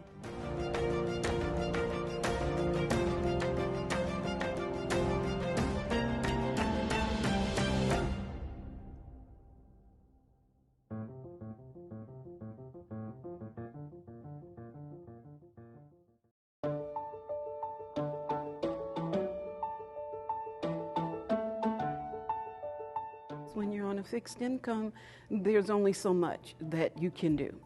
And I came upon Open Cupboard, and it said it was, like a grocery style shopping. I'm like, oh, that's interesting. I love the new items or the items that I see here that I can't afford at other stores. I love the produce because it's free and it's good, and it encourages me to eat more of those things that every doctor on the planet that I know always tells me to eat more. So I come here and there's no excuse not to get those good things and to take them home and to enjoy it and just feel, okay, I'm taking care of myself. I mean, it keeps me healthy, it keeps me nourished. There's always choice, which is huge. Being able to pick what I get just affects me so positively. I think it affects my mental health. It makes me feel valued. It gives me some power back in my life especially on days where I maybe don't feel like I have a lot of choice. We want everybody to have access to the fresh and healthy food that they need. And so we really believe that the work that we're doing today is incredibly important to the more than 1,000 families that are going to get food today through our programs. But what is truly exciting is what we can do to help others be inspired to take on this kind of work. Open Cupboard is not just feeding people, they are reimagining what food support looks like in a modern, compassionate community that cares. When we think about barriers for families, it's often transportation and eligibility requirements, and those two barriers have been addressed through our programs. Today's Harvest, the drive-up model. Hello, how are you? Oh, fine, thank you. Very good. What's the name or phone? The delivery program, and then we also do mobile food shelves at several locations throughout the community, including senior living facilities. We benefit tremendously from a number of different partnerships. We have our food banks that deliver food to us 4 days a week, and we work with the food group and as well as Second Harvest Heartland. We work with local farmers and the grocery stores that we go and pick up from with all of those partners, because ultimately everybody benefits if that food gets to a good home and doesn't go to waste. It's kind of crazy to say, but I think maybe sometimes when things are good and they're free and you've been blessed by getting that, you go home and, like I said, it's about being intentional, because you go home and you're like, somebody gave this to me, and because they did, I'm going to make a good meal for myself. I estimate myself that the value of what they're getting here, if they had to buy it in a store, would be anywhere between $30 to $60 a week. And I think that's a very conservative estimate. So it makes a real difference in the quality of life for the lower income families. It's extremely important. I take care of my grandkids, and my daughter, she's had cancer real bad, so I got them all, so it helps. Every little bit helps. And the people here are fabulous. They make you so welcome and so, I wouldn't come if I didn't feel comfortable. I talk about, what if we lived in a world where helping people was always the right thing to do? I think for a lot of our families, they only need help temporarily. They don't qualify for other assistance programs. And so I think what we've done here at Open Cupboard and Today's Harvest in particular is we've shown that there are enough resources. It's just a matter of figuring out how to get those resources into the hands of people who need them the most. And I think that's really what Open Cupboard has done here in a very clever way and addressed the needs in our community to serve everyone in need. At Today's Harvest, it honestly always feels like a relief. It feels like I have a sense of belonging in the community, and that means a lot to me.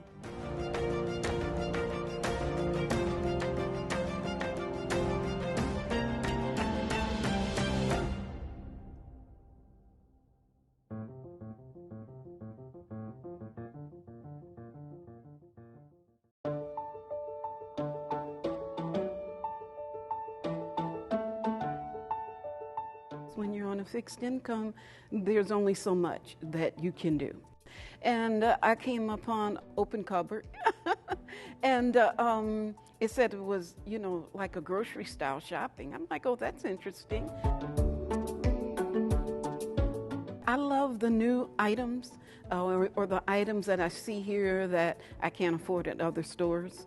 I love the produce because it's free and it's good, and it encourages me to eat more of those things that every doctor on the planet that I know always tells me to eat more. So I come here and there's no excuse not to get those good things and to take them home and to enjoy it and just feel, okay, I'm taking care of myself. I mean, it keeps me healthy, it keeps me nourished. There's always choice, which is huge. Being able to pick what I get just affects me so positively. I think it affects my mental health. It makes me feel valued. It gives me some power back in my life especially on days where I maybe don't feel like I have a lot of choice. We want everybody to have access to the fresh and healthy food that they need. And so we really believe that the work that we're doing today is incredibly important to the more than 1,000 families that are going to get food today through our programs. But what is truly exciting is what we can do to help others be inspired to take on this kind of work. Open Cupboard is not just feeding people, they are reimagining what food support looks like in a modern, compassionate community that cares. When we think about barriers for families, it's often transportation and eligibility requirements, and those two barriers have been addressed through our programs. Today's Harvest, the drive-up model. Hello, how are you? Oh, fine, thank you. Very good. What's the name of it? The delivery program, And then we also do mobile food shelves at several locations throughout the community, including senior living facilities. We benefit tremendously from a number of different partnerships. We have our food banks that deliver food to us 4 days a week, and we work with the food group and as well as Second Harvest Heartland. We work with local farmers and the grocery stores that we go and pick up from with all of those partners, because ultimately everybody benefits if that food gets to a good home and doesn't go to waste. It's kind of crazy to say, but I think maybe sometimes when things are good and they're free and you've been blessed by getting that, you go home and like I said, it's about being intentional, because you go home and you're like, somebody gave this to me, and because they did, I'm going to make a good meal for myself. I estimate myself that the value of what they're getting here, if they had to buy it in a store, would be anywhere between $30 to $60 a week. And I think that's a very conservative estimate.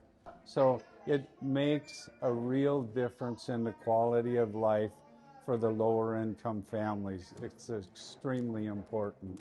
I take care of my grandkids, and my daughter, she's had cancer real bad, so I got them all, so it helps.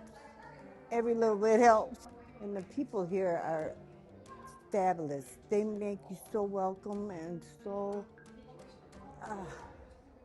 I wouldn't come if I didn't feel comfortable. I talk about, what if we lived in a world where helping people was always the right thing to do? I think for a lot of our families, they only need help temporarily. They don't qualify for other assistance programs. And so I think what we've done here at Open Cupboard and today's harvest in particular is we've shown that there are enough resources. It's just a matter of figuring out how to get those resources into the hands of people who need them the most. And I think that's really what Open Cupboard has done here in a very clever way and addressed the needs in our community to serve everyone in need. At today's harvest, it honestly always feels like a relief. It feels like I have a sense of belonging in the community, and that means a lot to me.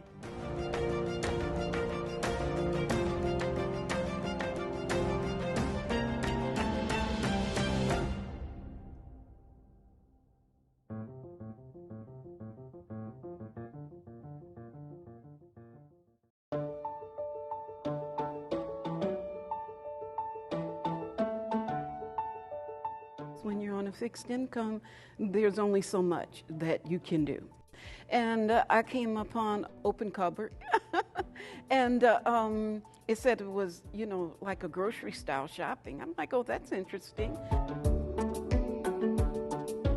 I love the new items or the items that I see here that I can't afford at other stores. I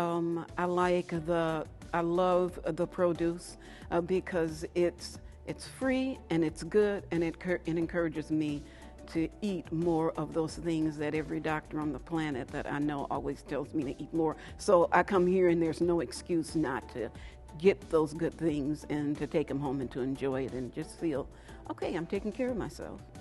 I mean, it keeps me healthy, it keeps me nourished. There's always choice, which is huge. Being able to pick what I get just affects me so positively. I think it affects my mental health. It makes me feel valued. It gives me some power back in my life especially on days where I maybe don't feel like I have a lot of choice. We want everybody to have access to the fresh and healthy food that they need. And so we really believe that the work that we're doing today is incredibly important to the more than 1,000 families that are going to get food today through our programs. But what is truly exciting is what we can do to help others be inspired to take on this kind of work. Open Cupboard is not just feeding people, they are reimagining what food support looks like in a modern, compassionate community that cares. When we think about barriers for families, it's often transportation and eligibility requirements, and those two barriers have been addressed through our programs. today's harvest, the drive-up model, Hello, how are you? Oh, fine, thank you. Very good. What's the name of the delivery program, and then we also do mobile food shelves at several locations throughout the community, including senior living facilities. We benefit tremendously from a number of different partnerships. We have our food banks that deliver food to us 4 days a week, and we Welcome back to The Weight of Winter and Under Hollow Hills actual play, where we have come to the River Queen's palace to find or to celebrate the breaking of the ice. We have found that the River Queen is bound with the river itself, um, to be washed away if the dam breaks and spring comes. And we have been invited here by the Wolf King of Winter, who may hold something of our one of our players, and are about to set on a performance to confront the witch which bound the queen and the river, to talk of love and loss and cycles, and to put on a show that these fae won't soon forget.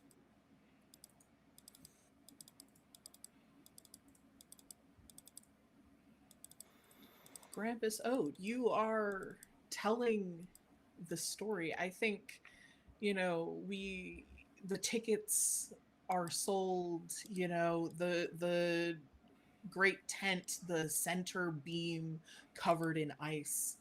The tent is full of spectators, mermaids and selkie and other water nymphs, the icy, wintry members of the Wolf King's court. Everyone is sat and ready for the show. The lights are dim. You're telling the story of this play. How do you think you start? The audience will hear a flutter of wings above them, around them, and then the spotlight that comes from somewhere, from some unknown source. They start to see this cloud start to descend in a spiral of circles, and it becomes apparent that they are a flock of ravens. And they descend and they form a circle facing each other, and then they come together in a grouping, a crowd. They bow their heads towards each other and almost clump, start to pile onto each other, making almost a mound of pecking and fluttering. And then as they create this mass, then it breathes outward and they flutter up and out, and then rises the crooked wand, Grampus Ode, rising out of the ground with their gray hair shining silver, like draping and flowing behind them. And the top of their head has a beautifully braided top knot. And they're holding a book. The book is of a strange colored leather, bound and ornate, and they are dressed in dark midnight blue robes. But this blue is of a not of necessarily winter. It's more of a homage, more of a acknowledgement of twilight to come, something almost spring-like. And they open the book, look out into the audience with their storm gray eyes, and they begin to speak. And they say,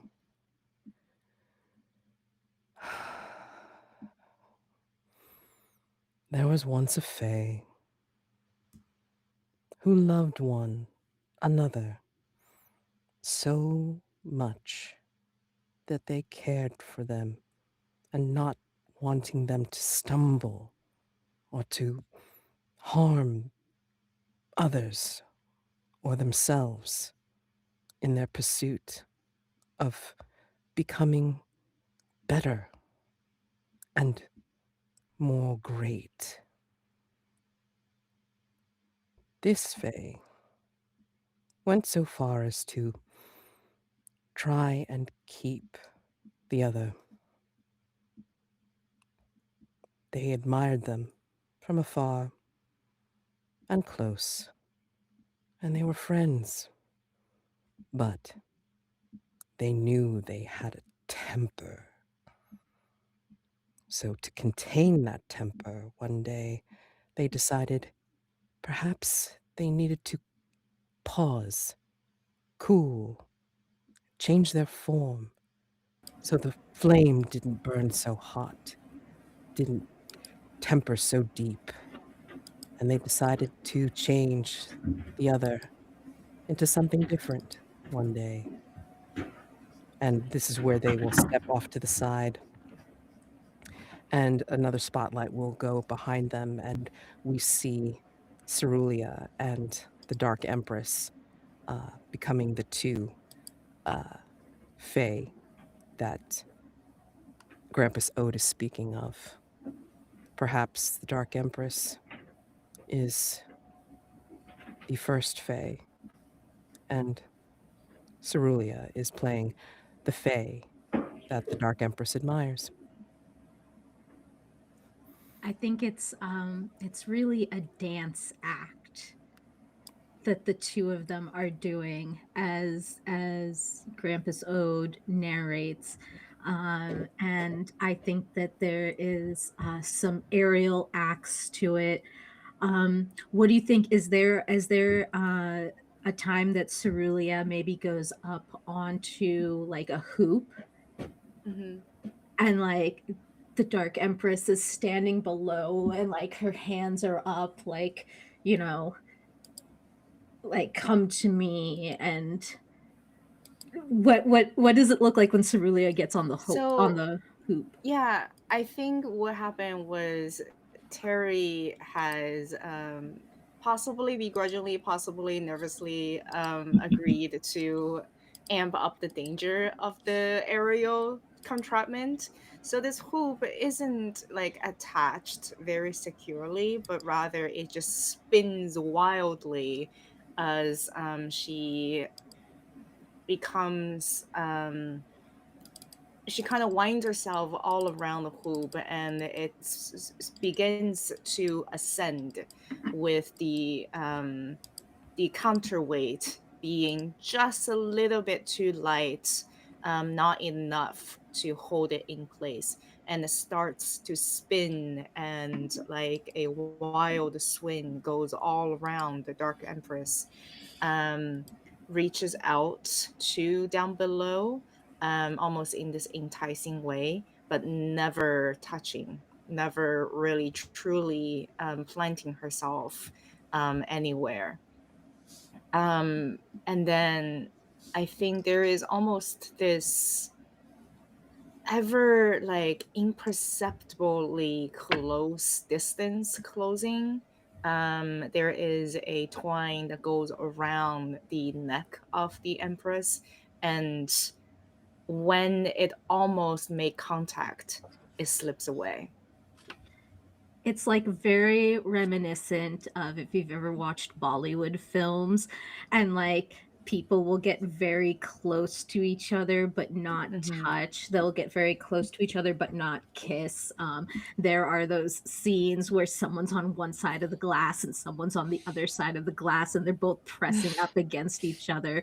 Or like in ballet when like one person leans over to the other person and the other person leans back. It's a lot of that stuff. Yeah. And at some point after we show like the two of them together, um how does how do you think we work together to show the Dark Empress letting go? I think it's it comes in stages, because at first there is the admiration and the magnetism, and this willingness of independence and freedom from the second phase side, and there is a shift, a possessiveness from the first phase, and I think it manifests as um, I think Cerulia will anchor herself from the hoop to like a pole ever so suddenly, and the lighting will come in, and this is pure human magic. The gobo from the lighting effect is going to cast like horizontal and then vertical lines to form a shadow of a cage all around Cerulia in that moment, as the pole, as the hoop in the air like spins into wildness before suddenly just kind of stands still. And you see her almost like a wilted flower, and a caged bird just bends in at a natural angle, in this almost grotesque shape. For the first time in this performance, she is not beautiful, but is almost vengeful, dissatisfied, and the gaze the first Fae receive from her is confusion and love, with the caveat of um, doubt, not hatred, but doubt. But then, yeah, how does the Dark And then Empress get you to that see, part? yeah, you see the Empress. She kind of hides her face. She holds her heart. She realizes that she must let you go. And the lighting that um had formed the bars, as she tears her hands apart, the lighting falls and you are free, and you grow immediately to take flight on the trapeze. And as you're doing an aerial act on the trapeze, um the Dark Empress is basically doing a signal of like first sadness and depression, and then the understanding that she must move forward in the world. And she goes from a hunched figure to slowly standing straight and proud.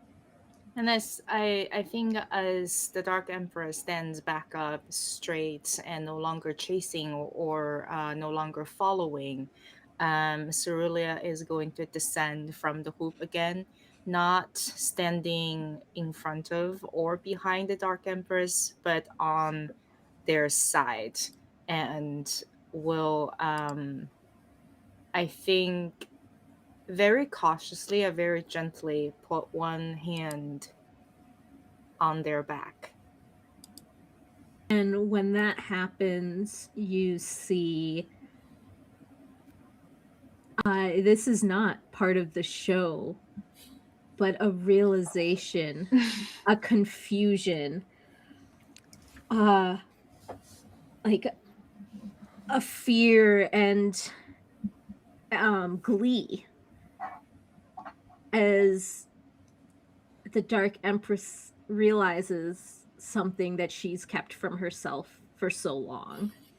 Cerulia, why don't you draw the Dark Empress out? Sure. Let me see what I'm rolling. Draw someone else. That is a 8 total. Okay, you get to ask one because you've seized their attention and they open up to you. Mm.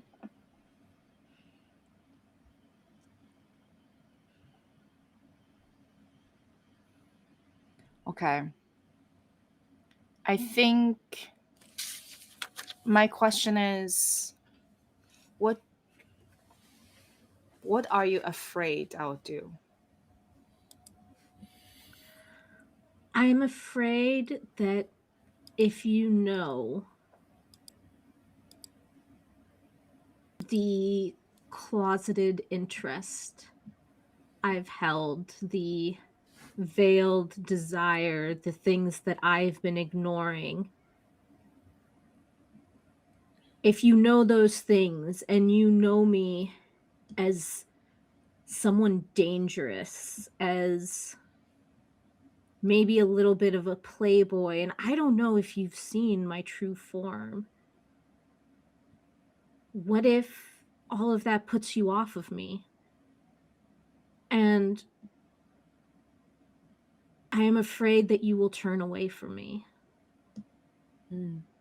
I think realizing that and having that moment on the stage under the spotlight and being surrounded by the beautiful words by the coming from Grandpa's Old, as well as the book and all of the things kind of swirling together, the Dark Empress stands there, and um, there's almost this, what is that thing where you can hear smell and like smell sound? I don't Kinesthetics, remember. kinesthology. Synesthetics. Yeah. No, Yeah. synesthesia. No, you're right. Sorry, synesthesia. Synesthesia. Synesthesia.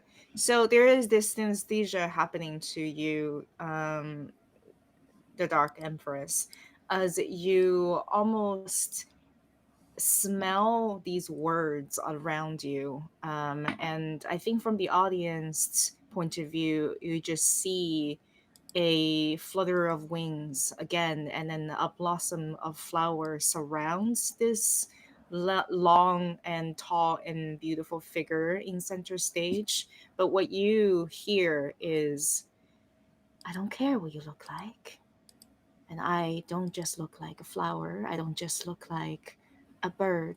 I am the snake in the grass. I'm the thorn hidden behind the petal. I am the dark within the light. And I think there is a act of absolute intimacy that you perhaps did not expect. But I think what it truly shows, perhaps the audience wouldn't be able to see, is this um, something that only you can see, something that you can sense of being faced with, like being looked at and not looking away, if that makes sense. If it helps, I think Grampusode probably will take the words in the book and then start turning the narration into a bit of a song, so it starts turning into a bit of a musical. And then, like, the ravens will, like, obey, like, how they're singing and start to spiral around the two of you, Oh and my then god. kind of like, it's like covering partially what's happening inside the This is so spiral. perfect because think of a magical girl transformation.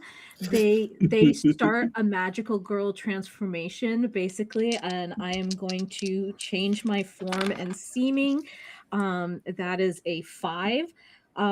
So I miss, but I take my true form, the nightmare horse. You see standing on the stage now is the nightmare horse. It's terrible.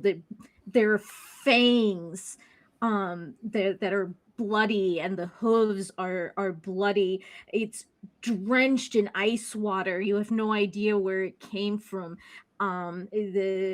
The hair, the horse hair, is just it bristles a little bit, and there is a fire in the eyes.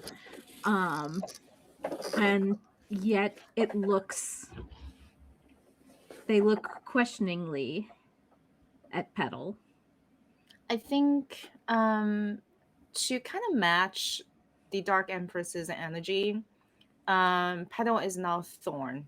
And I think from the audience point of view, you see this terrifying horse, a presence in the middle of the stage with manes streaking out flame and ice, but in between the fire and ice, blossoming out is flower, like constellations, just kind of peppering and sprinkling every strand of the hair that is kind of like blowing in the wind by itself. And there is this scent of um, perfume that is just wafting and spreading out from every direction that follow whatever direction the spring wind would be in this world. Okay. It sounds like you want to use a circus power here and advance the season of this place towards spring. Yeah. All right. So everybody gets 2 votes. Um, 2 votes for the performance. You raise your hand if you would like to advance the season of this place towards spring. I would, but can we see what Terry does first? Yeah. Sure. All right. So while the performance has been going on, Terry has set everything up already, and he's staring not at this performance or at his target. He's staring at the Winter King. He has his knife out. He's just holding it really tight. The gray skies above him break, and snow begins to fall. But it's not pure white snow. It's a gray, ash-like, iron-colored snow. He's the only one who seems to be affected by it. He's the only one who seems to be cold. And he's just staring at the Winter King. And he takes a step forward, and then a cat bites him on the ankle. And he shakes it off a little bit. Reluctantly puts the dagger away. And then goes to find the Winter Witch. It's like, excuse me, ma'am. Excuse me. We have some concerns that we need to address to you backstage. Just a few little forms that need to be filled out. If you'll come this way, we'll get all sorted very quickly, and you can get back to enjoying. And that's the moment when the transformation happens, and he's just like, "We'll get right back to this. Come on, just go with me." Time for some bureaucracy. Yes. Yeah, just some forms to sign. And there's a certain power to a manager coming up to you and talking to you in the middle of performance and being like, "Hey, we can talk." There's a certain power to the way the circus has been set up, almost like a magical circle, but made out of human magic to draw you in certain directions and certain lines and to make you think this is the right way to go. This is the right thing to do. This is the right order things should be in. And so, Terry. Yeah. I almost feel like you are trying to waylay her here.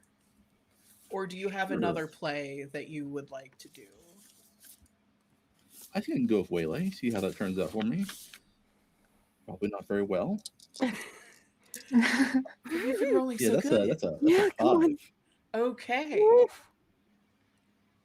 So as you, I think you, yeah, you try to ask her about forms, and I think she is too enraptured by the performance. I think the message of it is not going to her head, but she's so wrapped up in the power and transformation and the love story and romance and intimacy that you are performing, that I think she just brushes you off and shrugs you off and is just like, can't it wait till after the show? Whatever forms I need to sign, I can't imagine what they'd be.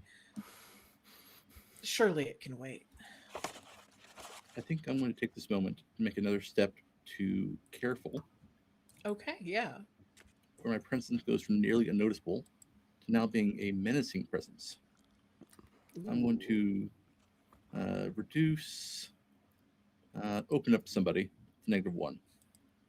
I'm going to increase touch of iron to 2. Okay. Nice. And then I'm going to touch her of iron. All right. Nice, nice, nice. She cannot Watch ignore that, that.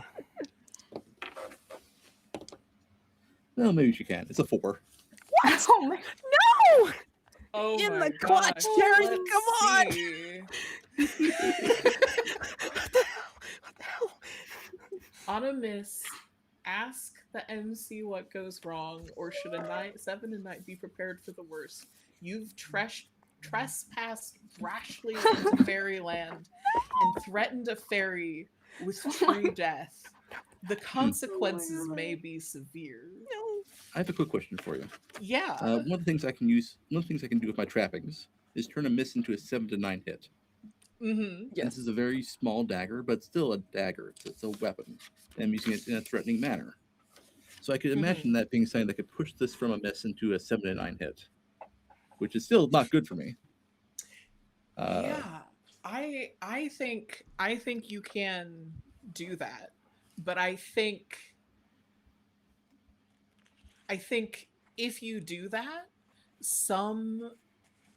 I think the dagger is going to break, right? Sure.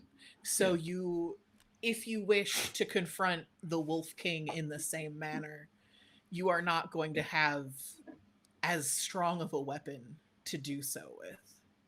Yeah. But you can choose a 7 to 9, or choose one of the option, or on any hit, choose one of the following. Yes. Yeah.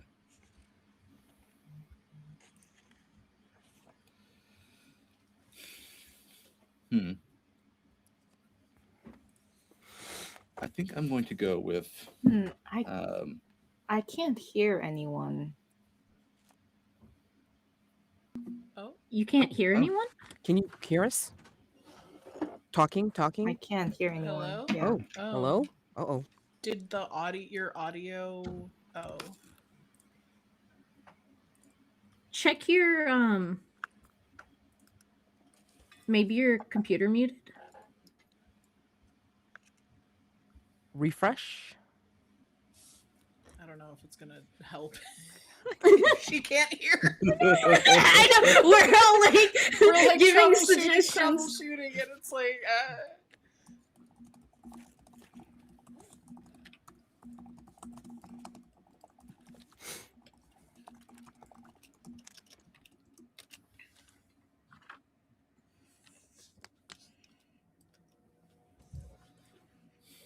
Technical difficulties.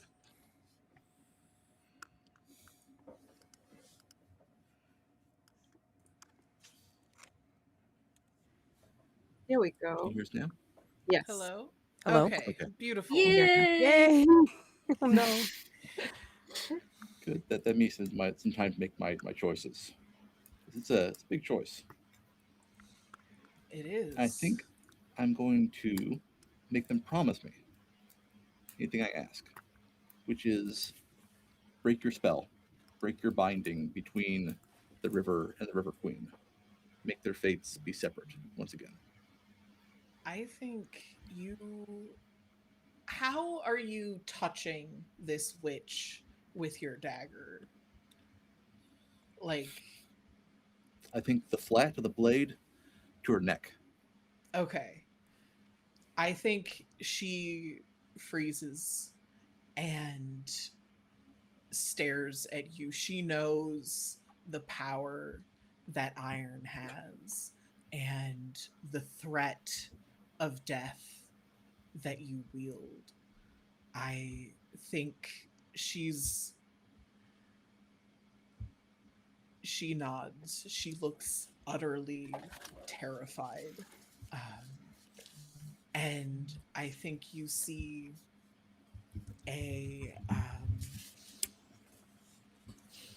her hands twist and she murmurs something that you can't quite hear in a language you don't understand of deep and true magic.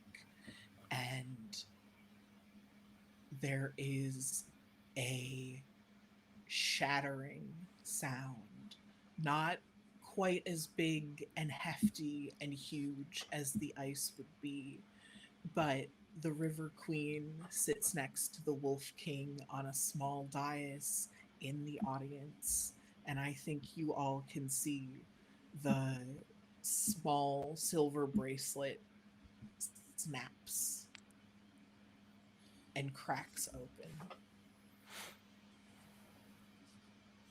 And the River Queen has been freed from her binding.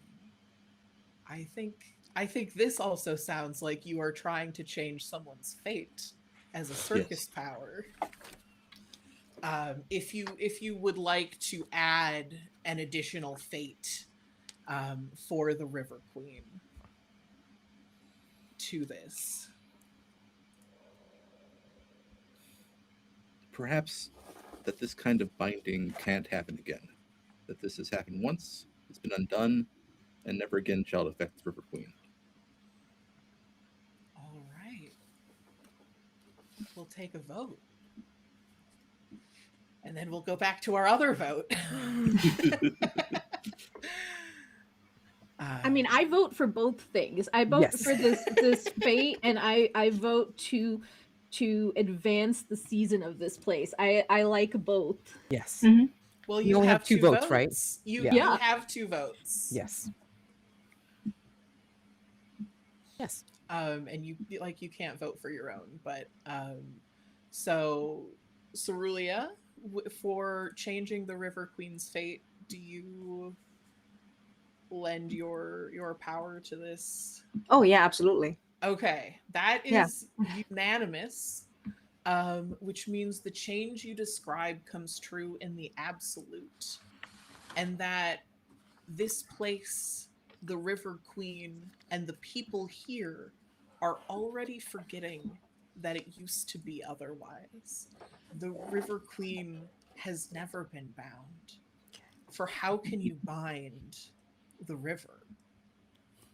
And then we return to the stage, the transformation, the intimacy, and the call to turn this place towards spring. We have one vote. Votes, votes, votes. Yes. All right. That is that the season advances and turns to spring, and no one else can use their turn to change it again. I think we are getting close to the end of our session. Yeah, I so think, tell us what happens when it turns to spring.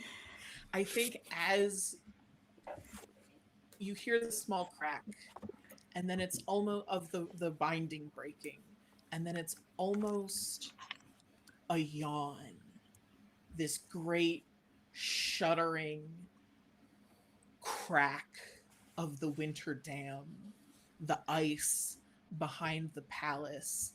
It's just a crack, and then another crack, and another, as it spreads and spider webs, and there's the brief moment where it all hangs in the balance, where we zoom out beyond the circus, beyond the tent and the castle, and we see the river itself awaking and starting to rush through the shattering of this dam, pressing onward and ever forward.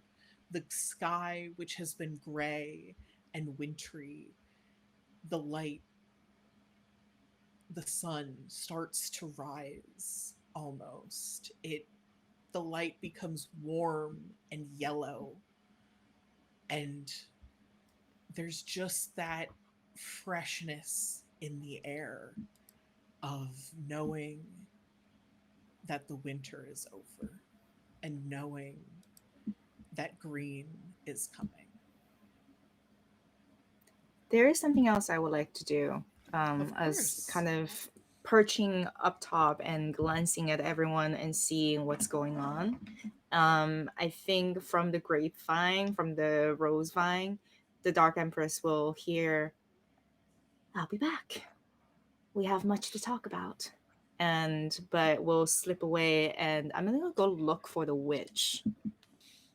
Yeah, I think you can. I think she has been like, I think as soon as Terry sort of like let her go, if Mhm. if he did, Yeah.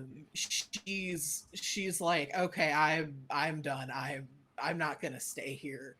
I almost died. I'm not going to push Yeah. my luck any further. My gamble did not pay off. Yeah, I'm gonna chase after her and Yeah, of course. very sweetly and very genuinely would say, "That was not your story. And what was in it for you? What is it that you really want?" And I would like to draw her out. Sure. That is an 11. Okay. My dice has been very kind to me today. Woohoo. Thank you, dice.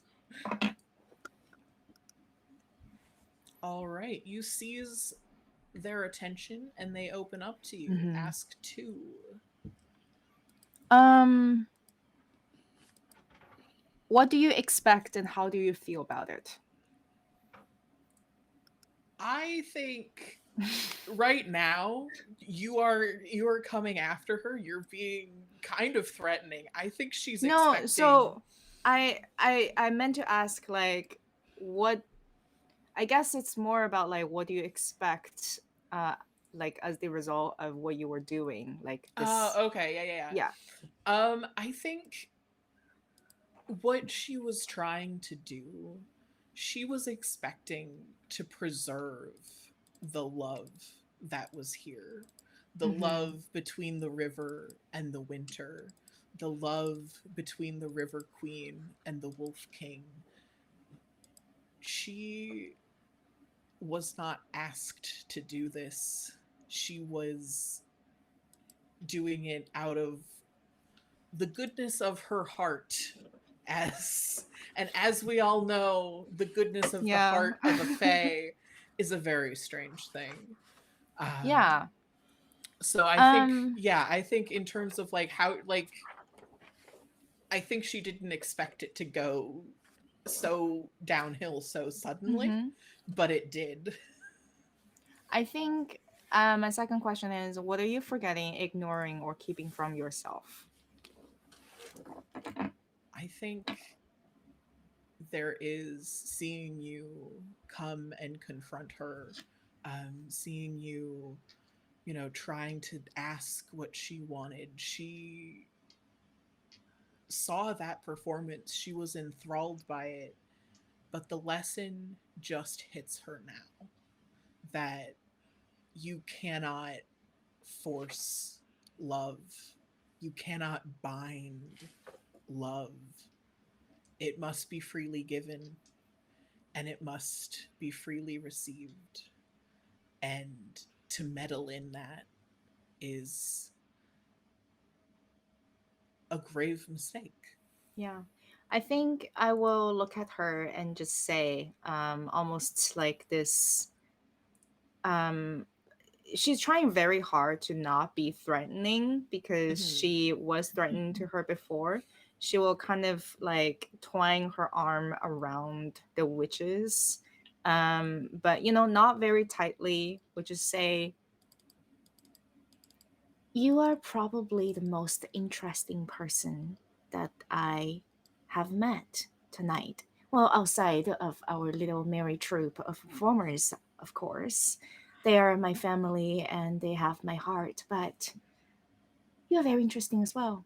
And I, for one, would like to get to know you a little bit more. And I think Can I what you were trying join to you? do, yeah, sure." I would like to open up. So Okay. she's gonna come out and she's still Nightmare Horse.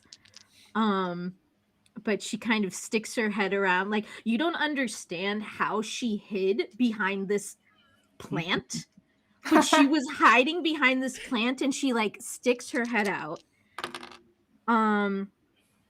Open up to somebody, open up to somebody. Okay, so that is a 7. I would like to offer them something explicitly, where I think that Cerulia was offering it implicitly, and say, and she kind of like pokes her head around and comes around and says, you know, meddling with love doesn't usually end up great. It's a path that needs to be carved. But meddling with people's joy, that's really fun. And maybe you could join us and do just that. I think yes, the Winter Witch, Auntie Neve, her eyes widen a little bit. I don't think it's not exactly forgiveness, but it seems to be the closest thing that she might get. And I think she will nod her head and smile and say, well, I didn't quite fit in the court of the Wolf King anyway. Perhaps your circus could use one more witch.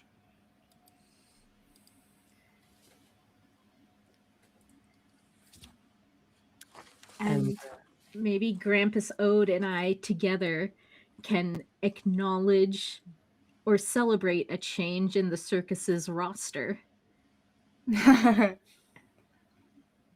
Certainly. Because technically 2 of us still have a vote. I have a vote, yeah. Yeah, technically Terry votes, right? and Cerulia Yeah, still have a vote. Yeah, so I mean, like, yeah, I mean, if you guys were gonna vote, like, vote that in, I mean, that's perfectly fine. Because I mean, I ran out of votes. So. And I mean, as a meddler, we like, I think the Dark Empress and Cerulia are both meddlers, and like a fan of romance, shall we say. Cerulia will, as we kind of walk back towards our tent, would just say, who knows? Maybe we'll find you some love as well. It cannot be meddled with, and I don't really enjoy carving things, but I think sometimes you can just act it out and drop a glance at the Dark Empress. I will change my form again. With that, okay, that's a 7. So I will take back my summer form. Did Terry lose the dagger? I think So I it think what like happened- broke. Yeah, there's like it got really cold, and then Terry dropped it and it broke. Shattered. It Yeah. was really cold. Yeah. Yeah. I think we see him there at the end, picking up all the little pieces, wrapping them in a scarf. He'll need them for later. Yeah. And I think what ends up happening is that I think maybe Grampus Ode will find you later and campfire or like like out in the back of the tent, like where people are like taking downtime or something like that, and just hanging out, and they'll come over and say, "You did wonderfully today, as always." Yes. They don't say it, but we appreciate you being here.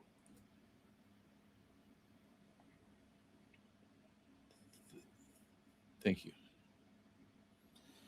I guess I have another year in me. Next time winter rolls around, another shot. So I guess you have to deal with me for another year then. That's fine.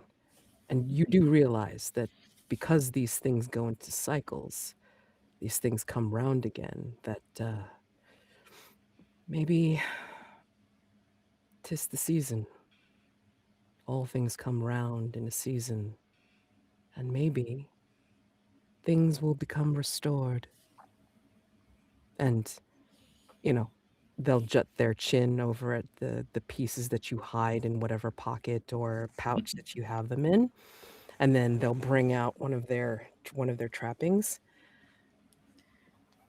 a glowing red coal that never grows cold.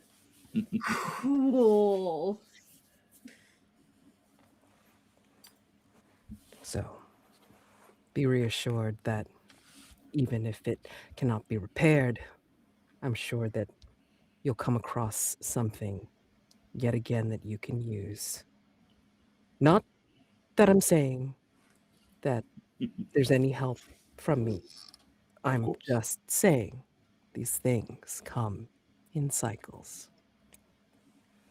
Perhaps this summer. Perhaps this summer. And I think what do the Dark Empress and Cerulia want to have one final scene with this new relationship I kind of potential? want to wait and see, like, let it simmer. Okay. I mean, unless Cerulia, you want to. I don't think Cerulia is going to say anything or do anything in particular to further the advancement, but one of her trappings is just tokens of love and memory, her own and others. So I think she is going to very subtly just steal something from the Dark Empress. What is it? Ooh. You steal my silver necklace, and one day you will be brave enough to put it back around my neck. Mm-hmm. So I think our camera zooms out away from the River Queen's palace, from the courtyard, the circus all packed up and ready, promises of revenge, promises of perhaps more promises.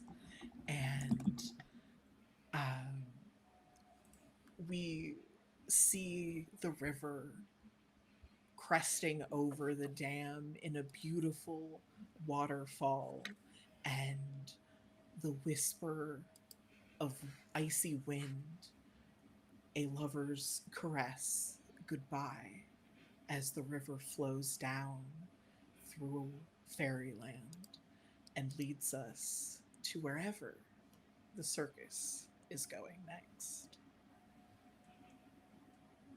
Well, thank y'all so much for playing Under Hollow Hills with Yay! me. Thank you. Thank you. I had a very delightful time. My name is Gray. My pronouns are they, them, and I've been your mistress of ceremonies.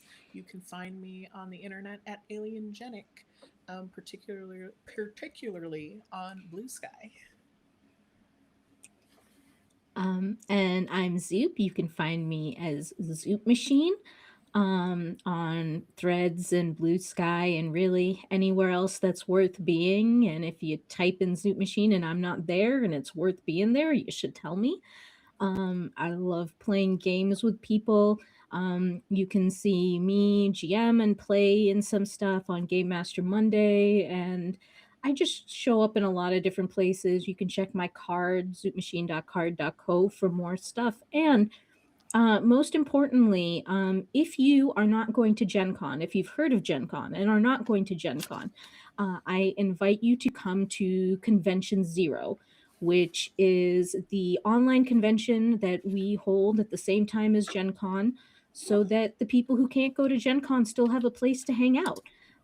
So I believe it is conventionzero.card.co with more information. We are currently updating it, but you can also follow Convention Zero on Blue Sky or convention_0 on Threads and Instagram.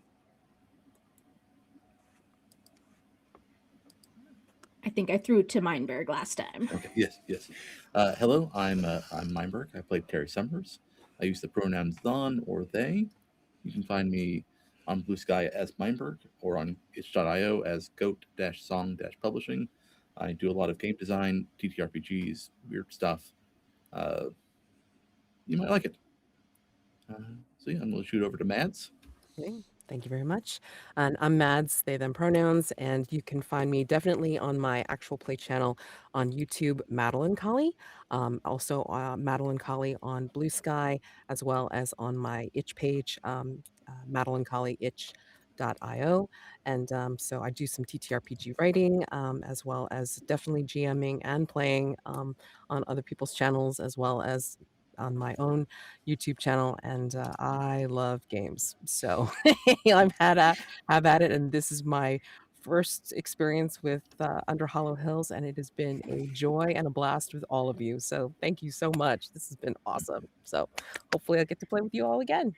So throw it over to Rand.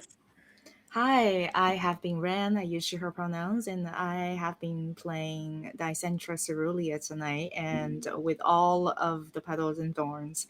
It's been a great joy. You can find me on Blue Sky as Burdick Inspiration, or on Instagram as Rhino Riddler. I am a playwright and theater director based in New York City, so if you are here at any time, possibly you can catch a play that I've directed. Coming up, I will be in a AP actually tangentially with Zoop, but we are in different time period. I'll be in the valley. You're gonna be in the On valley too. Yes. Cool. I will be in the 1880 segment of the Valley on Hilarity Saves. Yeah, and coming up, I'm also going to be in a Kids on Bike series set in the Wolf Among Us universe, as well as a Star Wars game. What else? Oh, I am a pro GM on Start Playing Games. So if you go there and look for the Lantern Keeper, there am I. There I am. Yeah, and thank you for tuning in. Yeah, thanks everyone. There are more events on Nerds with Dice. We have You Must Leave This Party Engaged with GM Aurora. That's March 28th at 10 p.m. Central Time. We Are All Stars going Supernova with GM Vision. The YouTube premiere is March 29th, time TBD. And Never Stop Dungeoning Dragons, a Kids on Bikes hack with GM Chanel Lees. March 30th at 7 p.m. Central Time. So thank y'all for hanging out with us, and we had a lot of fun playing this game for all of you, and continue to support Nerds with Dice and the Open Cupboard event or charity. They're really great, and I'm so glad I had my first stream doing actual play. GMing. You did a great job! Yay! So thank y'all for making the experience so wonderful, and have a good night. All right. Good night, everybody. Thank you.